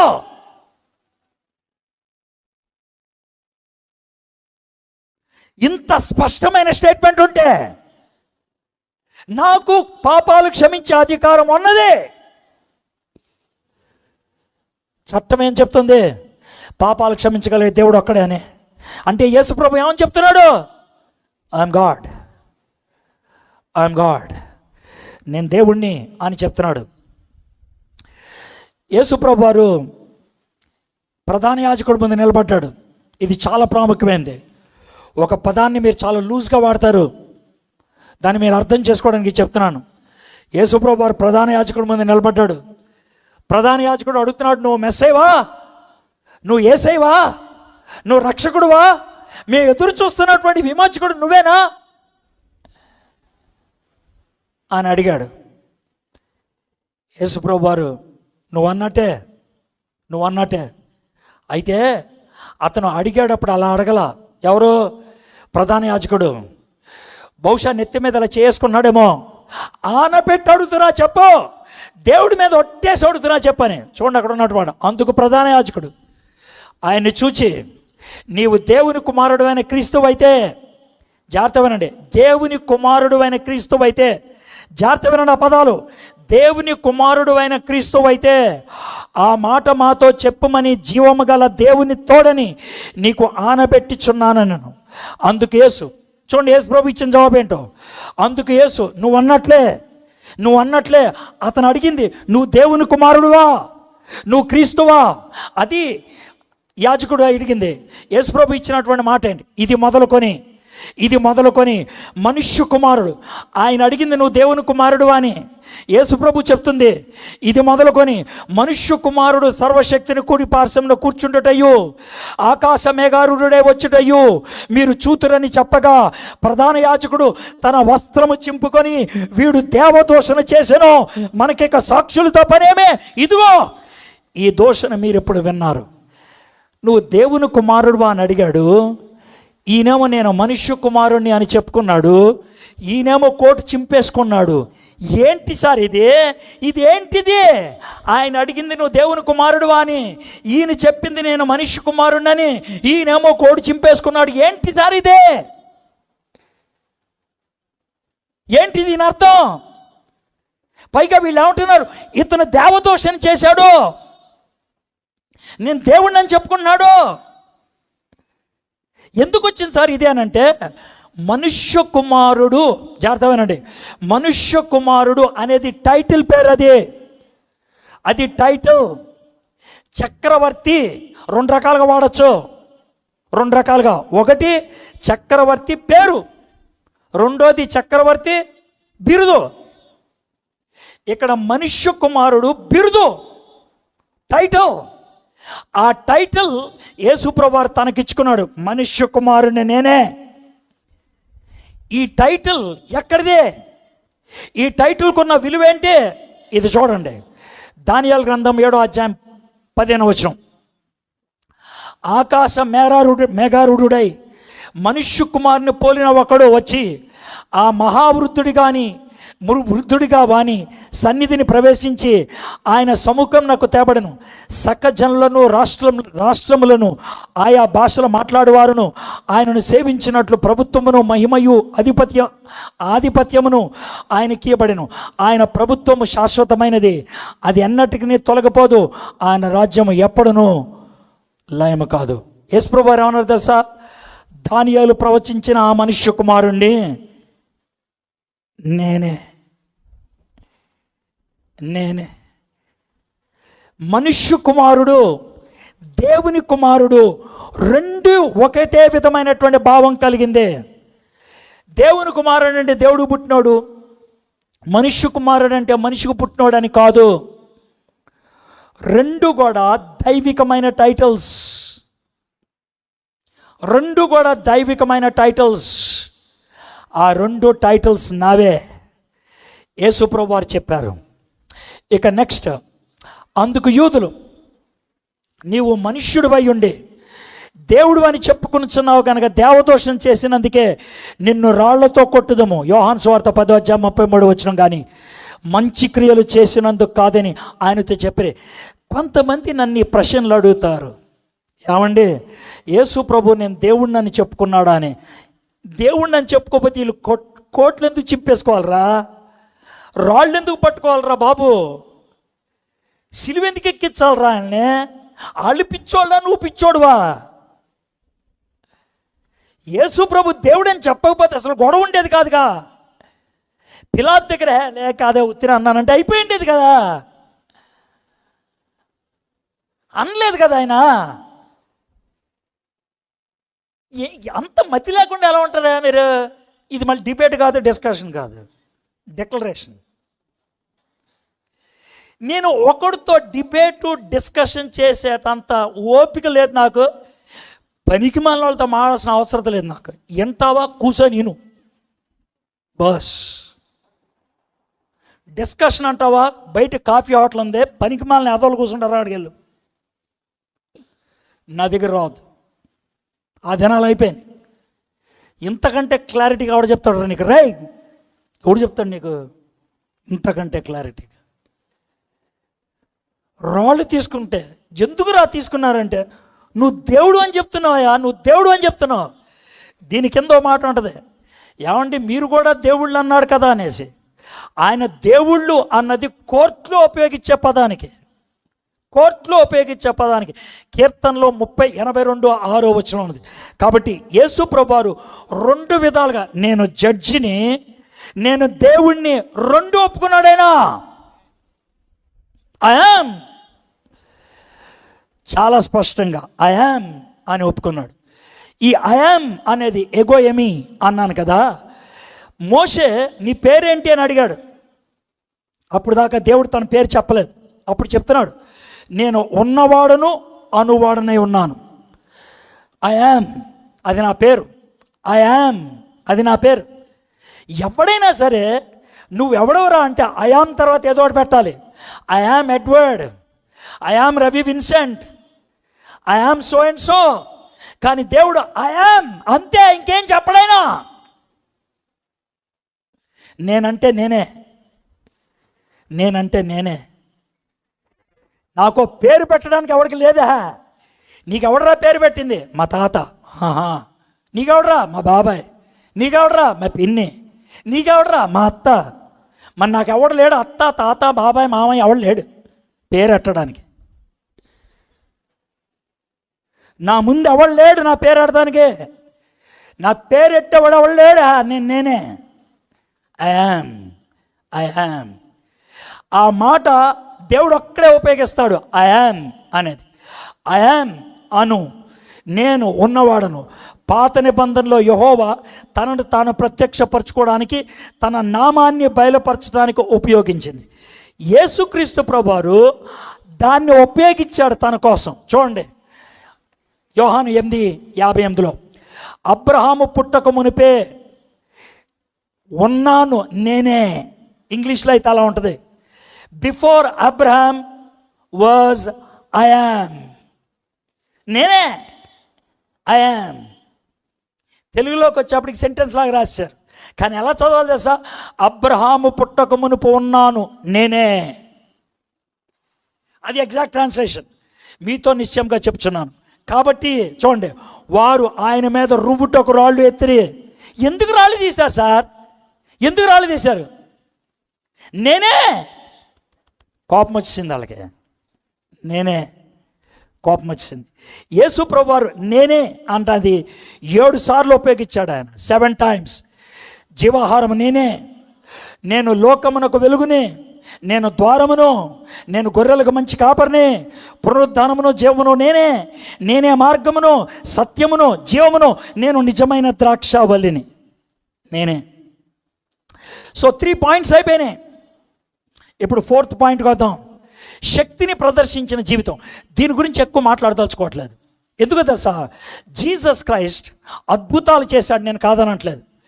అద్భుతాలు బట్టి ఆయన దేవుడు అని డైరెక్ట్గా ఎప్పుడు రుజువు చేసుకోలేదు. అద్భుతాలను బట్టి తన వైపు ఆకర్షించుకోవడానికి ఇష్టపడ్డాడు ఆయన. అద్భుతాలు బట్టి తన మాట వినేటట్లు చేసుకున్నాడు.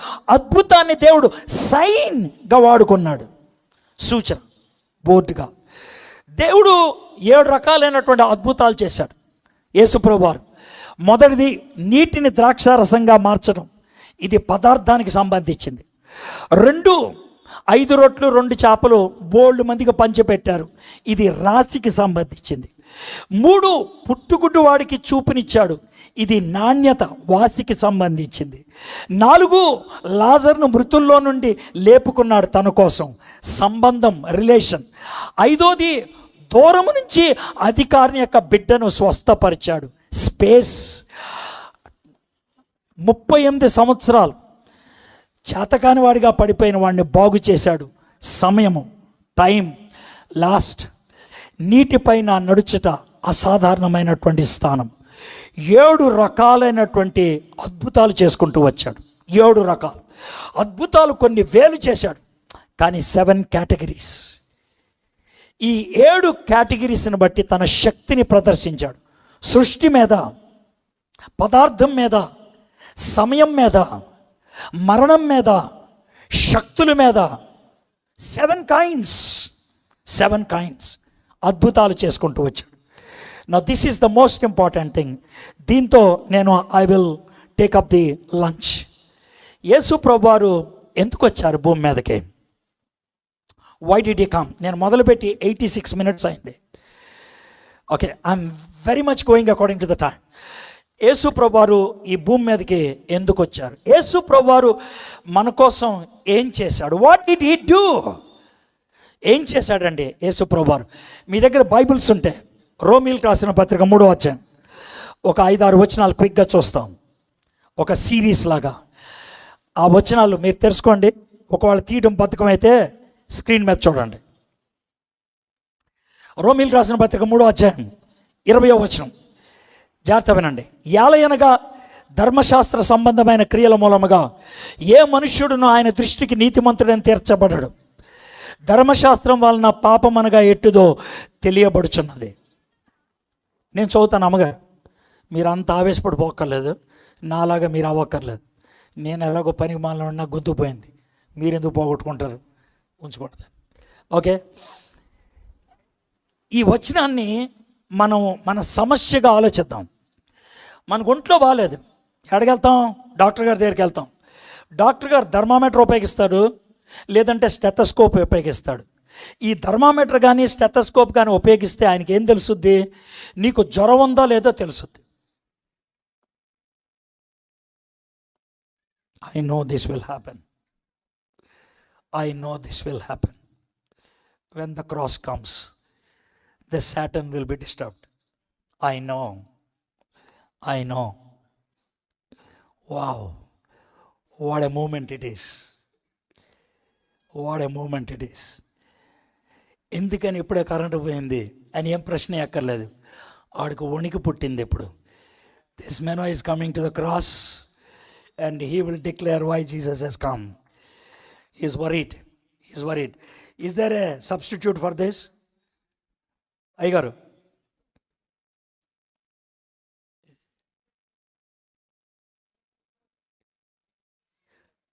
మైక్ పనిచేస్తుందని నాకు అర్థమవుతుంది. నేను దాన్ని అడగల, బొమ్మల కోసం అడిగా. అది 1 minute అయితే వస్తుందా? ఆన్లైన్ వస్తుంది కాబట్టి మీరు ఆన్లైన్లో చూసుకుంటారా? యోవిష్, మీ మొబైల్స్ ఆన్ చేసి ఆన్లైన్లో చూసుకోండి. Will do it. Okay, that's wonderful challenge. మీకు మొబైల్ లేకపోతే పక్కింటి వాళ్ళ దగ్గర చూడండి. అంటే పక్కింటి కంటే ఇంటి కాదు, పక్కోళ్ళు. రైట్. మనకు ఒంట్లో బాగోపోతే మనం డాక్టర్ గారి దగ్గరికి వెళ్తాం. డాక్టర్ గారు అయితే థర్మామీటర్ కానీ స్టెథోస్కోప్ కానీ వాడతారు. ఆయన ఆ రెండిట్లో వాడినప్పుడు ఆయన తెలిసేది ఏంటంటే మనకి జబ్బు ఉంది అని నిర్ధారణ చేయడానికి మాత్రమే పనికొస్తుంది. సో నా స్టేట్మెంట్ నెంబర్ 1 ఏంటంటే, చట్టం ఎందుకు పనికొస్తుంది? చట్టం ఎందుకు పనికొస్తుంది అంటే నేరారోపణ చేయడానికి. That's all.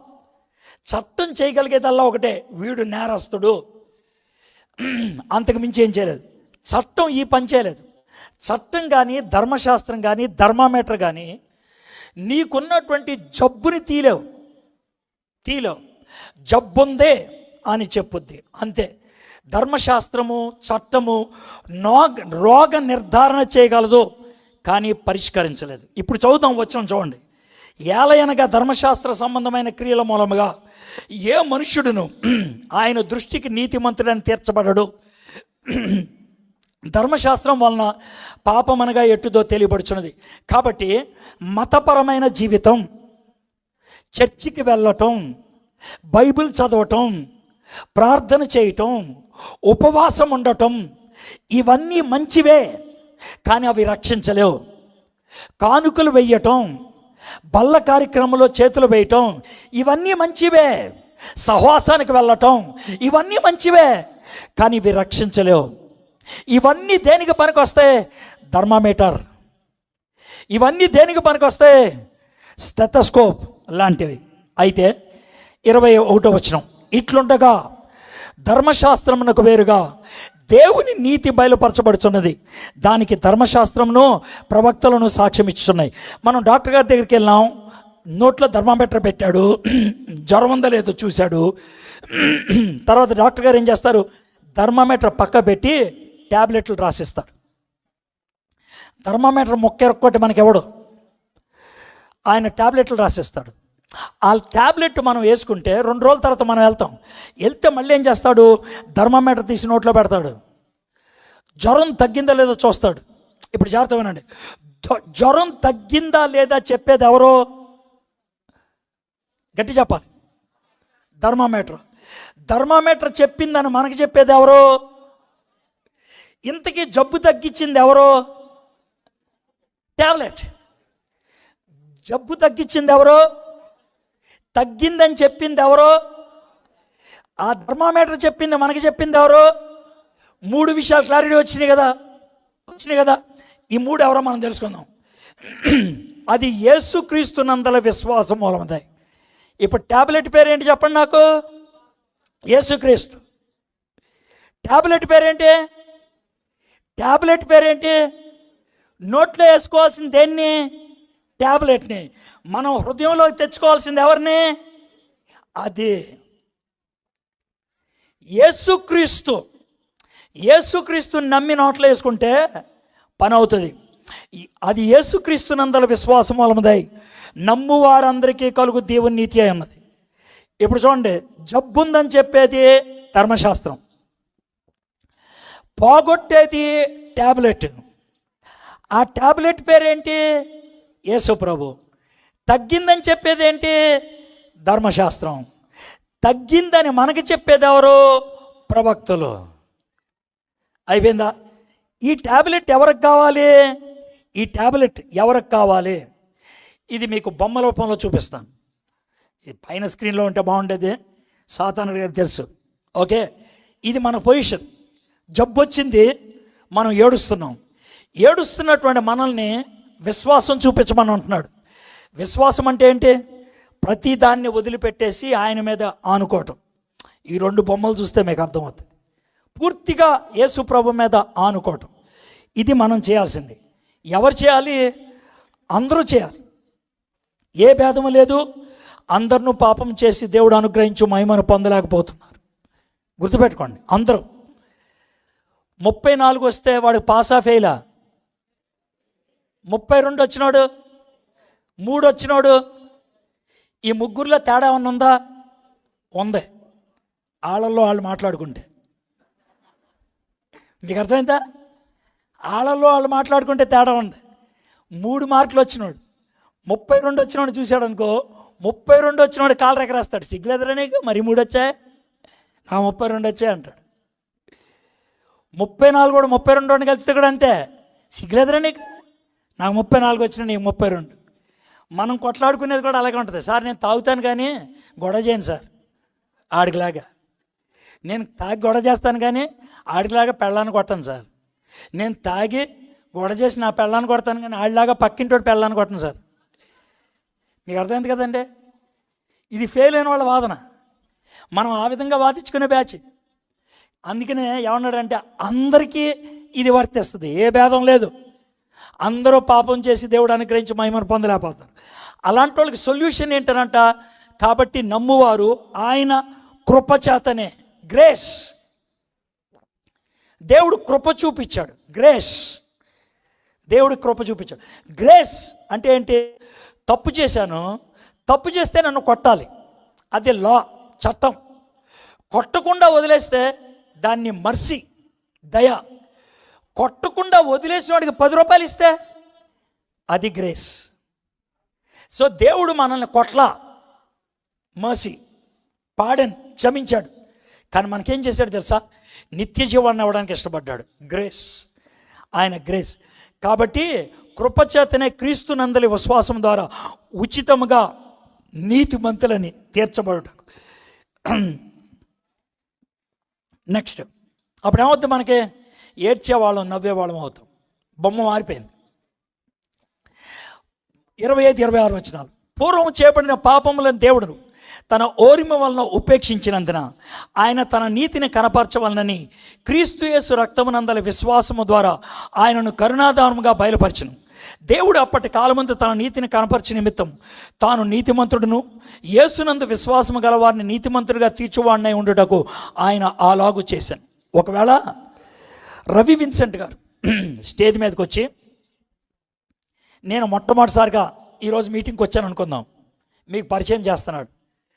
నా ప్రియమిత్రుడు ఎడ్వర్డ్ విలియమ్స్ గారు, మంచి వ్యక్తి, మంచి వక్త, సహృదయుడు, చాలా మంచివాడు. ఆయన మంచి సమరేటువంటి వాడు, నీతి న్యాయములు కలిగినటువంటి వాడు, బిన్ లాడెన్ గారి సొంత తమ్ముడు అన్నాడు అనుకోండి, నవ్వుతున్నారు ఎందుకని? ఎందుకు నవ్వుతున్నారు? ఇప్పుడు జాగ్రత్త వినండి. అలా చెప్తే ఇప్పుడు మీకు డౌట్ ఎవరి మీదకి వస్తుంది? రవిశంకర్ గారి మీదకి వస్తుంది. నన్ను దుర్మార్గుణ్ణి దుష్టుణ్ణి పట్టుకొని దేవుడు మంచోడు అని అంటే కనుక ఇప్పుడు డౌట్ ఎవరి మీదకి వస్తుంది? దేవుడి మీదకి వస్తుంది. చూడండి, నేను క్రాస్ ఎందుకు వచ్చిందో మీకు చాలా చక్కగా చెప్తున్నాను. ఇప్పుడు దేవుడికి ఒక సమస్య వచ్చి పడింది. ఏంటి ఆ సమస్య అంటే, నిన్ను అంగీకరించాలి, ప్రపంచాన్ని ఒప్పించాలి, సాతాన్ని ఒప్పించాలి, నిన్ను రక్షించాలి. ఎలాగా? నేను నీతిమంతుణ్ణి, అన్యాయం చేయలేను. నేను ప్రేమమయుణ్ణి, నిన్ను కాదనలేను. అందుకే ఏం చేశాడంటే యేసు ప్రభువారు ఏం చేశాడంటే, అయ్యా వాడిని తీసుకోండి, మరి వాడు చేసిన తప్పులకే నేను రక్తం కారుస్తానులే. యేసు ప్రభువారు తన రక్తాన్ని కార్చాడు. యేసు ప్రభువారు తన రక్తాన్ని కార్చారు. ఇది ఆయన చేసినటువంటి పని. ఇప్పుడు మనమేమో విశ్వాసం చూపించాం, దేవుడేమో కృపను చూపించాడు, యేసు ప్రభు ఏమో రక్తాన్ని కార్చాడు. వచ్చిన రిజల్ట్ ఏంటి తెలుసా? మనము నీతిమంతులుగా తీర్చబడ్డాం. నీతిమంతులు అని అంటే ఏంటి తెలుసా? వీళ్ళకి పాపం లేని వాళ్ళు అని. వీళ్ళు పాపము చేసినవన్నీ కొట్టేశాం. అది నీతిమంతులుగా ఎంచబట్టం అంటే. మీరు ఇక్కడితో ఆపేస్తే కనుక ఒక తప్పుడు బోధలోకి వెళ్ళిపోతారు. జాగ్రత్త వినండి, ఇక్కడితో ఆపేస్తే ఒక తప్పుడు బోధలోకి వెళ్ళిపోతారు. ఏంటో తప్పుడు బోధ అంటే, నన్ను నీతిమంతులుగా తీర్చేశాడు, నేను ఏమైనా చేసేయచ్చు, నేను ఎట్లాగన్నా బతికేయచ్చు. అది ఈ మధ్యన ప్రబలుతున్నటువంటి ఒక తప్పుడు బోధ.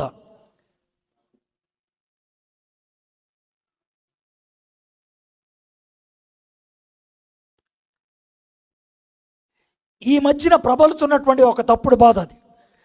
అయితే అందుకే మీరు జాగ్రత్త వినండి, కంప్లీట్గా వింటే కానీ మీకు అర్థం కాదు.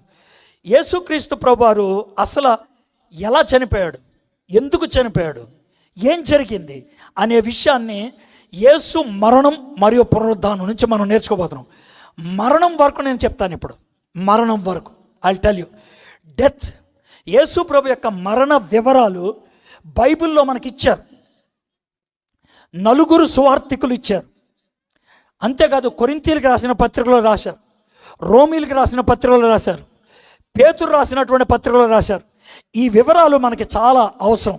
యేసు ప్రభువారిని ఏ విధంగా సిలువ మీద చంపడం జరిగింది అనే దాన్ని మనం చూద్దాం. థ్యాంక్ గాడ్, క్రాస్ దగ్గరకు వచ్చేసేప్పుడు మళ్ళీ వచ్చేసింది. It's really thank God. Let us see what has happened. సిలువ అన్న దాని గురించి ఫస్ట్ ఆఫ్ ఆల్ ఆలోచిద్దాం. ఈరోజు క్రైస్తవులు మెడలో సిలువ వేసుకొని తిరుగుతున్నారు, చర్చి మీద సిలువలు పెడుతున్నారు, చర్చిలో సిలువ పెడుతున్నారు. ఎందుకని? సిలువకి ఆ విలువ ఎందుకు వచ్చింది? అసలు సిలువ ప్రజల దృష్టిలో ఎలాంటి భావం కలిగింది? సిలువ అంటే భయం, సిగ్గు, మరణం, ఈ 3 గుర్తు రావాలి. సిలువ అనగానే భయం, సిలువ అనగానే సిగ్గు, సిలువ అనగానే మరణం. ఎందుకని? సిలువ ఎవడికి పడితే వాడికి వేయరు. దేశద్రోహికి వేస్తారు, దేవదూషణ చేసిన వాళ్ళకి వేస్తారు, రోమీయుడు కాని వాడికి చేస్తారు, శత్రువులకి చేస్తారు, బానిసలకి చేస్తారు. సిలువ మరణం ఒక్కసారి చేయరు, ఆ సిలువను మోసుకొని వెళ్ళమంటారు. ప్రజలంతా చూస్తారు, రాళ్లతో కొడతారు, గేలి చేస్తారు, సిగ్గు.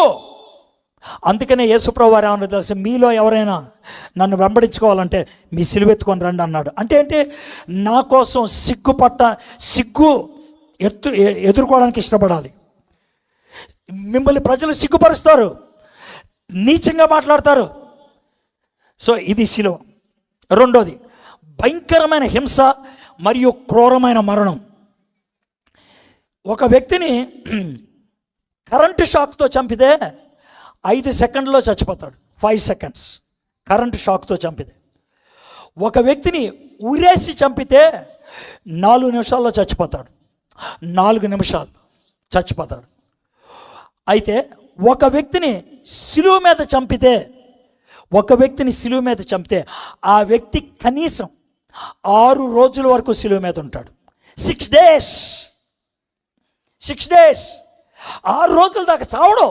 సార్ ఎందుకు 6 దగ్గర ఆగిపోయారంటే 7వ రోజు ఉండనివ్వరు. 6వ రోజున ఒకవేళ చావకపోతే అప్పుడు చంపేస్తారు. అందుకనే 6 రోజుల దాకా శిలువ మీద ఉంటాడు. నేను ఒక పురాతనమైనటువంటి డాక్యుమెంట్ చూశాను క్రాస్ గురించి.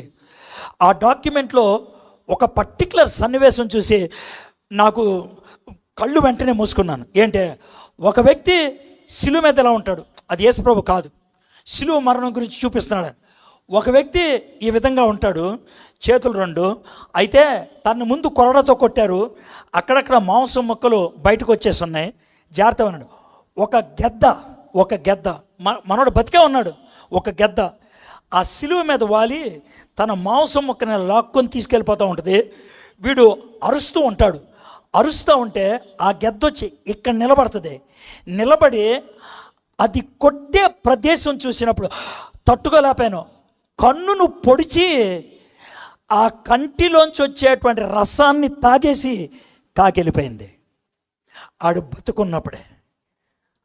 బతుకున్నప్పుడే ఎంత భయంకరమో ఆలోచించండి, ఎంత క్రూరమైన మరణమో ఆలోచించండి. అంత క్రూరమైన మరణం ప్రపంచంలో ఇంకొకటి లేదంట. There is no other death worse than the crucifixion. 3వది బానిసలు మరియు తీవ్రవాదులకు మాత్రమే అది వర్తిస్తుంది. సరే, యేసు ప్రభుని పట్టుకున్నారు గురువారం సాయంత్రం. ఆయన్ని కోర్టుల చుట్టూ తిప్పడం మొదలుపెట్టారు. ప్రధాన యాజకుడి దగ్గర తీసుకెళ్లారు, పిలాత్ దగ్గర తీసుకెళ్లారు, హేరోద్ దగ్గర తీసుకెళ్లారు, మళ్ళీ పిలాత్ దగ్గర తీసుకెళ్లారు. పిలాత్ దగ్గరికి వాళ్ళు దేవాలయం ప్రెటోరియంలోకి వెళ్ళటానికి ఇష్టపడలేదు. ఎందుకంటే ఆ రోజు ప్రిపరేషన్ డే, సబ్బాతు ముందు రోజు. కాబట్టి మేము లోనకి రాం, మేము బయట ఉంటాం, యేసుప్రభుని లోనకి తీసుకెళ్ళండి అన్నారు. యేసుప్రభుని లోనకి తీసుకెళ్ళాడు, వాదించాడు, మళ్ళీ బయటికి తీసుకొచ్చాడు, చెప్పాడు, మళ్ళీ లోనకి వెళ్ళాడు. లోనకి బయటికి 6 సార్లు తిప్పాడు యేసుప్రభుని. యోహాను సువార్త 18వ అధ్యాయం చదివితే మీకు అర్థమవుతుంది. జీసస్ క్రైస్ట్తో పిలాతు సింగిల్గా ఉన్నాడు. సినిమాలో చూపించినట్లు జనాలు ఎవరు లేరు జనాలు, సింగిల్. లోన జనాలంతా బయట ఉన్నారు. అది సినిమా, ఇది నిజం. బయటికి లోనకి తిప్పుతా ఉన్నారు. ఇక తట్టుకోలేక, ఇతరులు ఏ తప్పు కనబడట్లేదు, ఓ పని చేయండి, మనకున్న అలవాటు ప్రకారం ఆయన్ని కొరడాతో కొట్టండి అని అన్నాడు. ఎందుకన్నాడు ఈ మాట? యూదులేమో యేసు దేవుడని చెప్పుకున్నాడు సార్, అందుకు కొట్టమని అడిగారు. రోమీలేమో యేసు రాజని చెప్పుకున్నాడు సార్ అని అన్నాడు. ఇంతకీ యేసు ప్రభు నువ్వెందుకు చచ్చిపోతున్నావు అంటే, మానవుడిని విమోచిస్తాను, నేను చచ్చిపోతున్నాను అన్నాడు. చూద్దాం ఏం జరిగింది అనేది. ఈ విధంగా కొరడాతో కొట్టమని ఆయన్ని అడిగారు. ఈ కొరడ 1.5 అడుగు చెక్క ఉంటుంది, దానికి 1.5 మీటర్ తోలు బెల్ట్ ఉంటుంది, చివరి 1/2 మీటర్ని పేలికలుగా చేస్తారు. ఒక్కొక్క పేలికి అయితే గాజు పెంకు, లేకపోతే ముళ్ళు, లేకపోతే సీసంతో తయారు చేసినటువంటి ఒక బాల్, లేదా ఒక ఎముక, ఏదో ఒకటి కట్టి దాన్ని ఏ విధంగా తిప్పుతూ ఉంటారు. మధ్యలో యేసుప్రభుని నుంచోపెట్టి ఇటు అటు 2 ఉంటారు. 1.5 అడుగున్నటువంటి చెక్కను భూమిలో పాతిపెట్టి 2 చేతులు అతన్ని ఆ చెక్కకేసి కట్టేస్తారు. యేసుప్రభు 6 అడుగులు ఎత్తుంటాడు, 1.5 అడుగు మాత్రమే ఇది ఉండేది. కాబట్టి కాళ్ళు పంగలు చాపి చాలా దూరం అయితే కానీ వంగలేడు ఆయన. ఆ విధంగా వంగి చేతులు కట్టేస్తే ఒంటి మీద ఒక్క బట్ట కూడా ఉండనివారు. పూర్తిగా నూడ్ అయిపోయాడు ఆయన. అంతకుముందు గెత్సెమనే తోటలో ఒక విచిత్రమైన సన్నివేశం జరిగింది. యేసు ప్రభువారు ఆవేదనతో ప్రార్థన చేస్తా, నా తండ్రి ఈ గిన్నె నా నుంచి దూరం చేయని అడిగాడు. అప్పుడు తన శరీరంలోంచి, ఇప్పుడు నాకు చెమట వస్తుంది, ఆ చెమట కాకుండా రక్తం వచ్చింది. ఇప్పుడు నాకు చెమట వచ్చింది, అప్పుడు ఆయనకి రక్తం వచ్చింది. దీన్ని స్వెట్టింగ్ అంటారు. కానీ యేసు ప్రభు ఇలా అంటే ఆయనకు వచ్చిన రక్తాన్ని హెమటోటోడ్రోసిస్ అంటారు. బీపీ తంది 240 దాటి ఉండాలి, అప్పుడు జ్వరం వచ్చి ఉండాలి, ఆయనకి శరీరం అంతా ఉబ్బిపోయి ఉండాలి, సున్నితమైన శరీరం. దాని మీద కొరడాతో కొడితే లోనకలా గుచ్చుకుపోతుంది అంతే. ఇటొకడు అటొకడు నుంచొని ఉంటాడు, ఎదురుగా శతాధిపతి కూర్చొని ఒకటి ఆనంగానే మీద పడుతుంది. పడిన తర్వాత వెనక్కి లాగరు, దాన్ని గుండ్రం తిప్పుతారు. ఎందుకని? ఈ విధంగా ఎక్కడ పడితే ఇలా తిప్పితే ఇలాగ దున్నినట్లు అవుతుంది. సో ఇటు నుంచి ఓడగొట్టాడు, ఇటు నుంచి ఓడగొట్టాడు, ఇటు నుంచి ఇంటూ ఆకారంలో అచ్చు పడతా ఉంటుంది. చిన్న చిన్న మాంసం మొక్కల మధ్యలోంచి ఎగురుతూ ఉంటాయి. డైమండ్ షేప్లో మాంసం మొక్కలు, డైమండ్ షేప్లో. 15 దెబ్బలు అయ్యేటప్పటికి కొంతమంది మూర్ఛిల్లిపోతారు. 25 దెబ్బలు అయ్యేటప్పటికి తట్టుకోలేక చచ్చిపోతారు. కానీ యేసు ప్రభువు వారు 39 దెబ్బలు అనుభవించారు ఆయన. ఎందుకంటే 40 అంటానికి వాళ్ళకి ఇష్టం లేదు, 39 దగ్గర ఆపేస్తారు. 39 దెబ్బలు ఆయన్ని కొట్టారు ఇలాంటి కొరడాతో. కొట్టిన తర్వాత యూఫోర్బియా మిలి, అది చెట్టు పేరు. ద క్రైస్ట్ థార్న్, ఆ చెట్టు పేరు. మా ఇంట్లో ఆ చెట్టు ఉంది బెంగళూరులో, మా ఇంట్లో తీసిన ఫోటో అది. అది యేసు ప్రభు నెత్తి మీద కిరీటంగా వాడినటువంటి కొమ్మ, ఆ చెట్టు. దాన్ని గుండ్రంగా చేస్తే ఇంతలా ఉంటుంది అది కొమ్మ. దాని ముళ్ళు చాలా షార్ప్గా ఉంటాయి. మా ఇంట్లో ఉన్నది లేతది, ముదిరిపోతే 1.5 అంగుళం దాకా ఉంటుంది ముళ్ళు. దాన్ని ఇక్కడ పెడితే ఉండదు, ఎక్కడొకటి ఎక్కడొకటి ఎక్కడొకటి ఎక్కడొకటి చెక్కతో గోడలోకి మేకు దింపినట్లు దింపుతారు. ఆ తర్వాత రక్తం కారి కళ్ళల్లోకి వస్తే కళ్ళు మూసేసుకుంటే గోప మీద కొట్టి నిన్నెవడు కొట్టాడురా అని ప్రవచించమని అడిగారు. ఆ తర్వాత కనూష్ అని రాజుగారు వేసే కోట ఇప్పించారు. అది ఎక్కడ దాకా ఉంటుంది, కిందంత నగ్నం. చెమ్కీలు ఉన్నటువంటి ఆ కోటు యొక్క చెమ్కీలు గాయాల సందులోకి వెళ్ళి తాగితే కదలలేడు ఆయన. చేతిలో ఒక ఖర్జూరపు మట్ట పెట్టారు, దాన్ని పట్టుకొని ఆయన అలా ఉంటే యూదులకు రాజు అని అపహసించారు. పేతురు ఇవన్నీ చూస్తూ ఉన్నాడు. యేసుప్రభు వారు ఒక్కసారి కూడా నోరు మెదపలేదు ఆయన. అందుకే ఆయన రాస్తున్నాడు 1 పేతురు 2వ అధ్యాయంలో, ఒక్కసారి కూడా నోరు మెదపలేదు ఆయన, ఒక్కసారి కూడా నోరు మెదపలేదని. ఆ తర్వాత ఆయన్ని సిలువెక్కించడానికి ఇష్టపడ్డారు. ఆ నిలువుగా ఉన్నటువంటి కర్రను సెడాయిల్ అంటారు, అడ్డంగా ఉండే కర్రను పెటుబిలం అంటారు. మూడోది సింప్లెక్స్, మనిషిని ఇలా కూర్చోపెడతారు. ఈ 2 చేతులకి అయితే తాళ్ళు కడతారు, లేకపోతే మేకులు కడతారు. ఒకవేళ ఇక్కడ కర్ర ముక్క లేకపోతే ఇవి చీలుకొని కిందకు వచ్చి పడిపోయి చచ్చిపోతారు. అందుకని ఈ కర్ర ముక్క పెడితే మనిషి ఎక్కువసేపు బతుకుతాడు, ఎక్కువసేపు బాధపడతాడు, ఎక్కువసేపు నొప్పి అనుభవిస్తాడు. అందుకనే ఆ చిన్న కర్ర ముక్క పెట్టి దాన్ని మొయ్యమన్నాడు, దాన్ని పెడతారు. అయితే సిలువ మోసినప్పుడు ఆయన మోసేది అడ్డకర్ణ మాత్రమే, పెట్టుబలం మాత్రమే. ఇది పూర్తి సిలువను మొయ్యరు. పూర్తి సిలువను మోస్తే కింద పడాల్సిన పని లేదు, దాని మీద ఆనుకోవచ్చు. పూర్తి అడ్డకర్ర మాత్రమే ఉంటుంది కాబట్టి ముందుకు పడిపోయాడు ఆయన. ఈ అడ్డకర్ర సుమారు 60 కేజీల దాకా ఉంటుంది, 60 కేజీలు, 2 బియ్య బస్తాలు ఆ బరువు. చాలాసార్లు ముందుకు పడిపోయాడు ఆయన. పైగా ఇది ఎలా ఉంటుందనంటే దున్నేటప్పుడు ఉపయోగిస్తారే ఆ విధంగా. సో ఆ విధంగా పెట్టుబలం మోసుకుంటూ ఆయన వెళ్ళాడు. ఆయన శరీరం ఈ విధంగా అయ్యుండి ఉంటుంది. దీనికి ఇంగ్లీష్లో ఒక పదాన్ని ఉపయోగించారు, ఎక్స్క్రూషియేటింగ్ అని. ఆ పదం ఎందుకు వచ్చిందో తెలుసా? అవుట్ ఆఫ్ ద క్రాస్, సిలువ వేదన నుంచి వచ్చినటువంటి పదం. ఎక్స్క్రూషియేటింగ్ పెయిన్, తట్టుకోలేనటువంటి నొప్పి. ఆ పదాన్ని సృష్టించిందే క్రాస్ని బట్టి. ఎక్స్క్రూషియేటింగ్ పెయిన్, ఆ భయంకరమైనటువంటి దాంతో ఆయన బాధపడ్డాడు. సో ఆ విధంగా ఆయన సిలువను మోసుకొని వెళ్ళాడు. ఆ తర్వాత ఇటు 2 5 అంగుళాల మేకు, ఒకటి 11 అంగుళాల మేకు కాలు మీద కాలేసి ఇక్కడ ఆపి 3 మేకులతో ఆయన్ని కొట్టి సిలువ మీద ఉంచారు. యేసు ప్రభు వారి సిలువ మీద 6 గంటలుండి 6 గంటల తర్వాత చనిపోయాడు. యేసు ప్రభు వారు ఎలా చనిపోయి ఉంటాడు? యేసు ప్రభు వారి యొక్క చావు చివరి క్షణాలు ఎలా ఉండుంటాయి? ఆయన శరీరం దున్నేసినట్లు అయిపోయింది, చాలా పెయిన్ఫుల్గా ఉంటుంది. ఆ టైంలో ఆయనకి కలుగుతున్నటువంటి వేదన, కొరడాతో కొట్టడం బట్టి యేసుకి హైపోవాల్మిక్ షాక్ కలిగింది.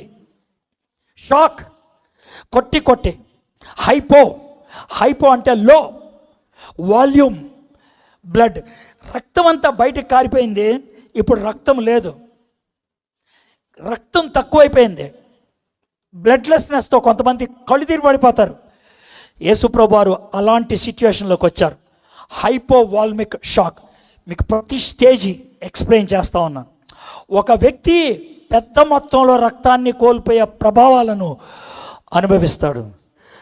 ఎవరికైనా కోస్తే బ్లడ్ కారిపోతే 2 లీటర్స్ కారిపోతే కళ్ళు తిరిగి పడిపోతారు, దాహం వేస్తుంది, తట్టుకోలేరు. యేసు ప్రభు శరీరంలో బ్లడ్ అంతా కారిపోయింది.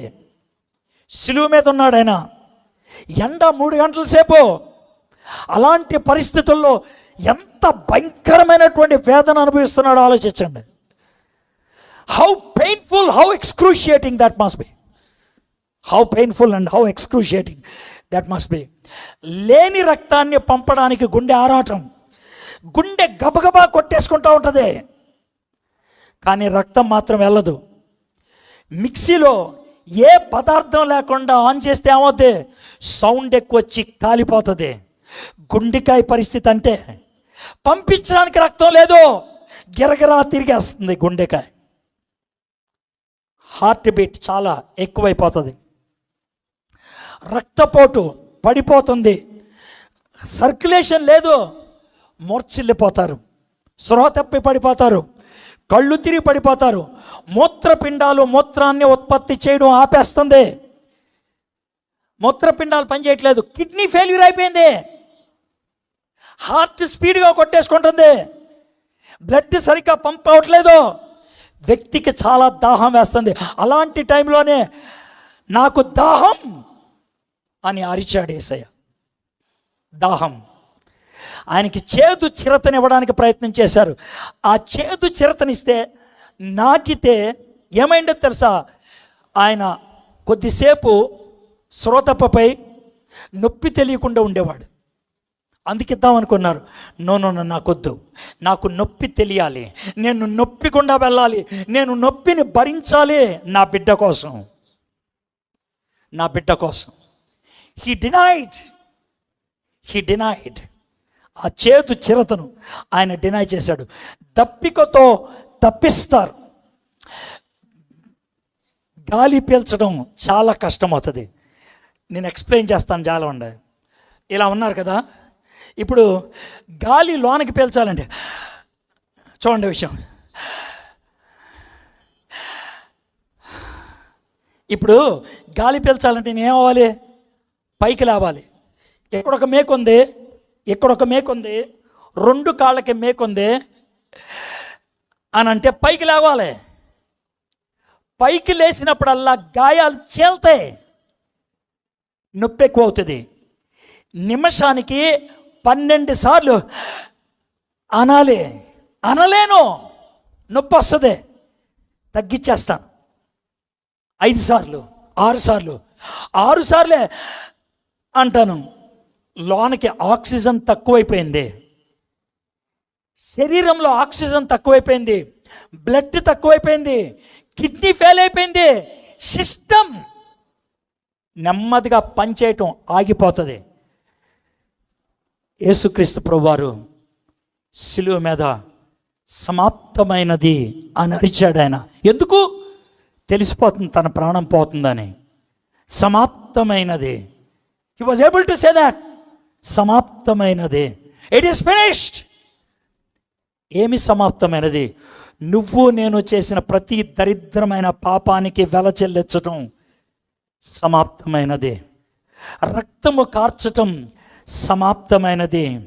పాపాన్ని క్షమించటానికి వెల చెల్లించటం సమాప్తమైనది. తండ్రి, నీ చేతికి నా ఆత్మను అప్పగించుచున్నాను. యేసయ్యా, ఈ లోకంలోకి ఎందుకు వచ్చావంటే నీకోసం చచ్చిపోవడానికి వచ్చాను అన్నాడు. నా కోసం నువ్వు ఎందుకు చచ్చిపోవాలి? నేను చచ్చిపోతే నువ్వు చచ్చిపోతావు. నీ చావు నాకు ఇష్టం లేదు, అందుకే నేను చచ్చిపోవడానికి వచ్చాను. నువ్వు చచ్చిపోతే ఏమవుతుంది? నా చావుని నీ చావుగా స్వీకరిస్తే నిత్య నాశనంలోకి వెళ్ళాల్సిన పని లేదు. మరణాన్ని దాటి జీవంలోకి నువ్వు రాగలుగుతావు. మై ఫ్రెండ్స్, ఈ మధ్యాహ్నం నేను మిమ్మల్ని అడగగలిగేటువంటి ప్రశ్న, ఆ యేసయ్య ప్రవచనాలకు నెరవేర్పుగా ఈ లోకములోకి వచ్చాడు. పాపము లేకుండా కన్యక ద్వారా పుట్టాడు. పాపము లేనివాడని సవాలు విసిరాడు. జీవితాన్ని చూపించాడు. అద్భుతాలు చేశాడు. ఐదోది, అతి ప్రాముఖ్యమైనది, నా పాపానికి వెల చెల్లిస్తూ సిలువ మీద ప్రాణాన్ని అప్పగించుకున్నాడు. ఆయనది సూసైడ్ కాదు, ఆయనది మర్డర్ కాదు, ఆయనది సాక్రిఫైస్. సూసైడ్ కాదు, ఎందుకు? చేత కాకుండా చచ్చిపోలేదు. మర్డర్ కాదు, ఎందుకంటే ఆయన్ని చంపేసిన వాళ్ళు ఆయనకంటే గొప్పోళ్ళు కాదు. ఆయన సాక్రిఫైస్, తన్ను తాను అప్పగించుకున్నాడు నీ కోసం, నా కోసం. He died in your place, he died in my place. ఇక్కడ కూర్చున్నటువంటి మీలో ఎవరైనా సరే, సార్ యేసు ప్రభు నా కోసం చనిపోయాడని నేను ఇప్పటిదాకా అనుకోలేదు సార్. చర్చికి వస్తే సరిపోద్ది అనుకున్నాను, బైబిల్ చదివితే సరిపోద్ది అనుకున్నాను, రవి విన్సెంట్ గారితో ప్రార్థన చేయించుకుంటే సరిపోద్ది అనుకున్నాను, నాకున్న జబ్బు పోతే సరిపోద్ది అనుకున్నాను, నా జీవితంలో ఒక అద్భుతం జరిగితే సరిపోద్ది అనుకున్నాను. అవి చెడ్డమేం కావు, కానీ అవి సరిపోవు. You need to be born again.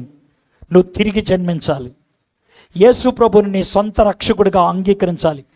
యేసయ్యా, ఆ సిలువ నాది, ఆ సిలువ నాది, నా కోసం ఆ సిలువ తయారు చేశారు, కానీ ఆ సిలువను నువ్వేసుకొని నా కోసం సిలువెక్కావేసయ్యా. ఆ సిలువను నా కోసం మోసావయ్యా. యేసయ్యా, ఆ సిలువ మరణం నాదని నేను ఒప్పుకుంటున్నాను, నన్ను క్షమించు ప్రభా అని అడగడానికి సంసిద్ధమేనా? ఆలోచించండి. నేను మిమ్మల్ని ప్రార్థన చేయండి అని నేను అడగను, తలంచుకోండి అని నేను అడగను. చాలా నేరుగా ఒక మాట అడుగుతున్నాను.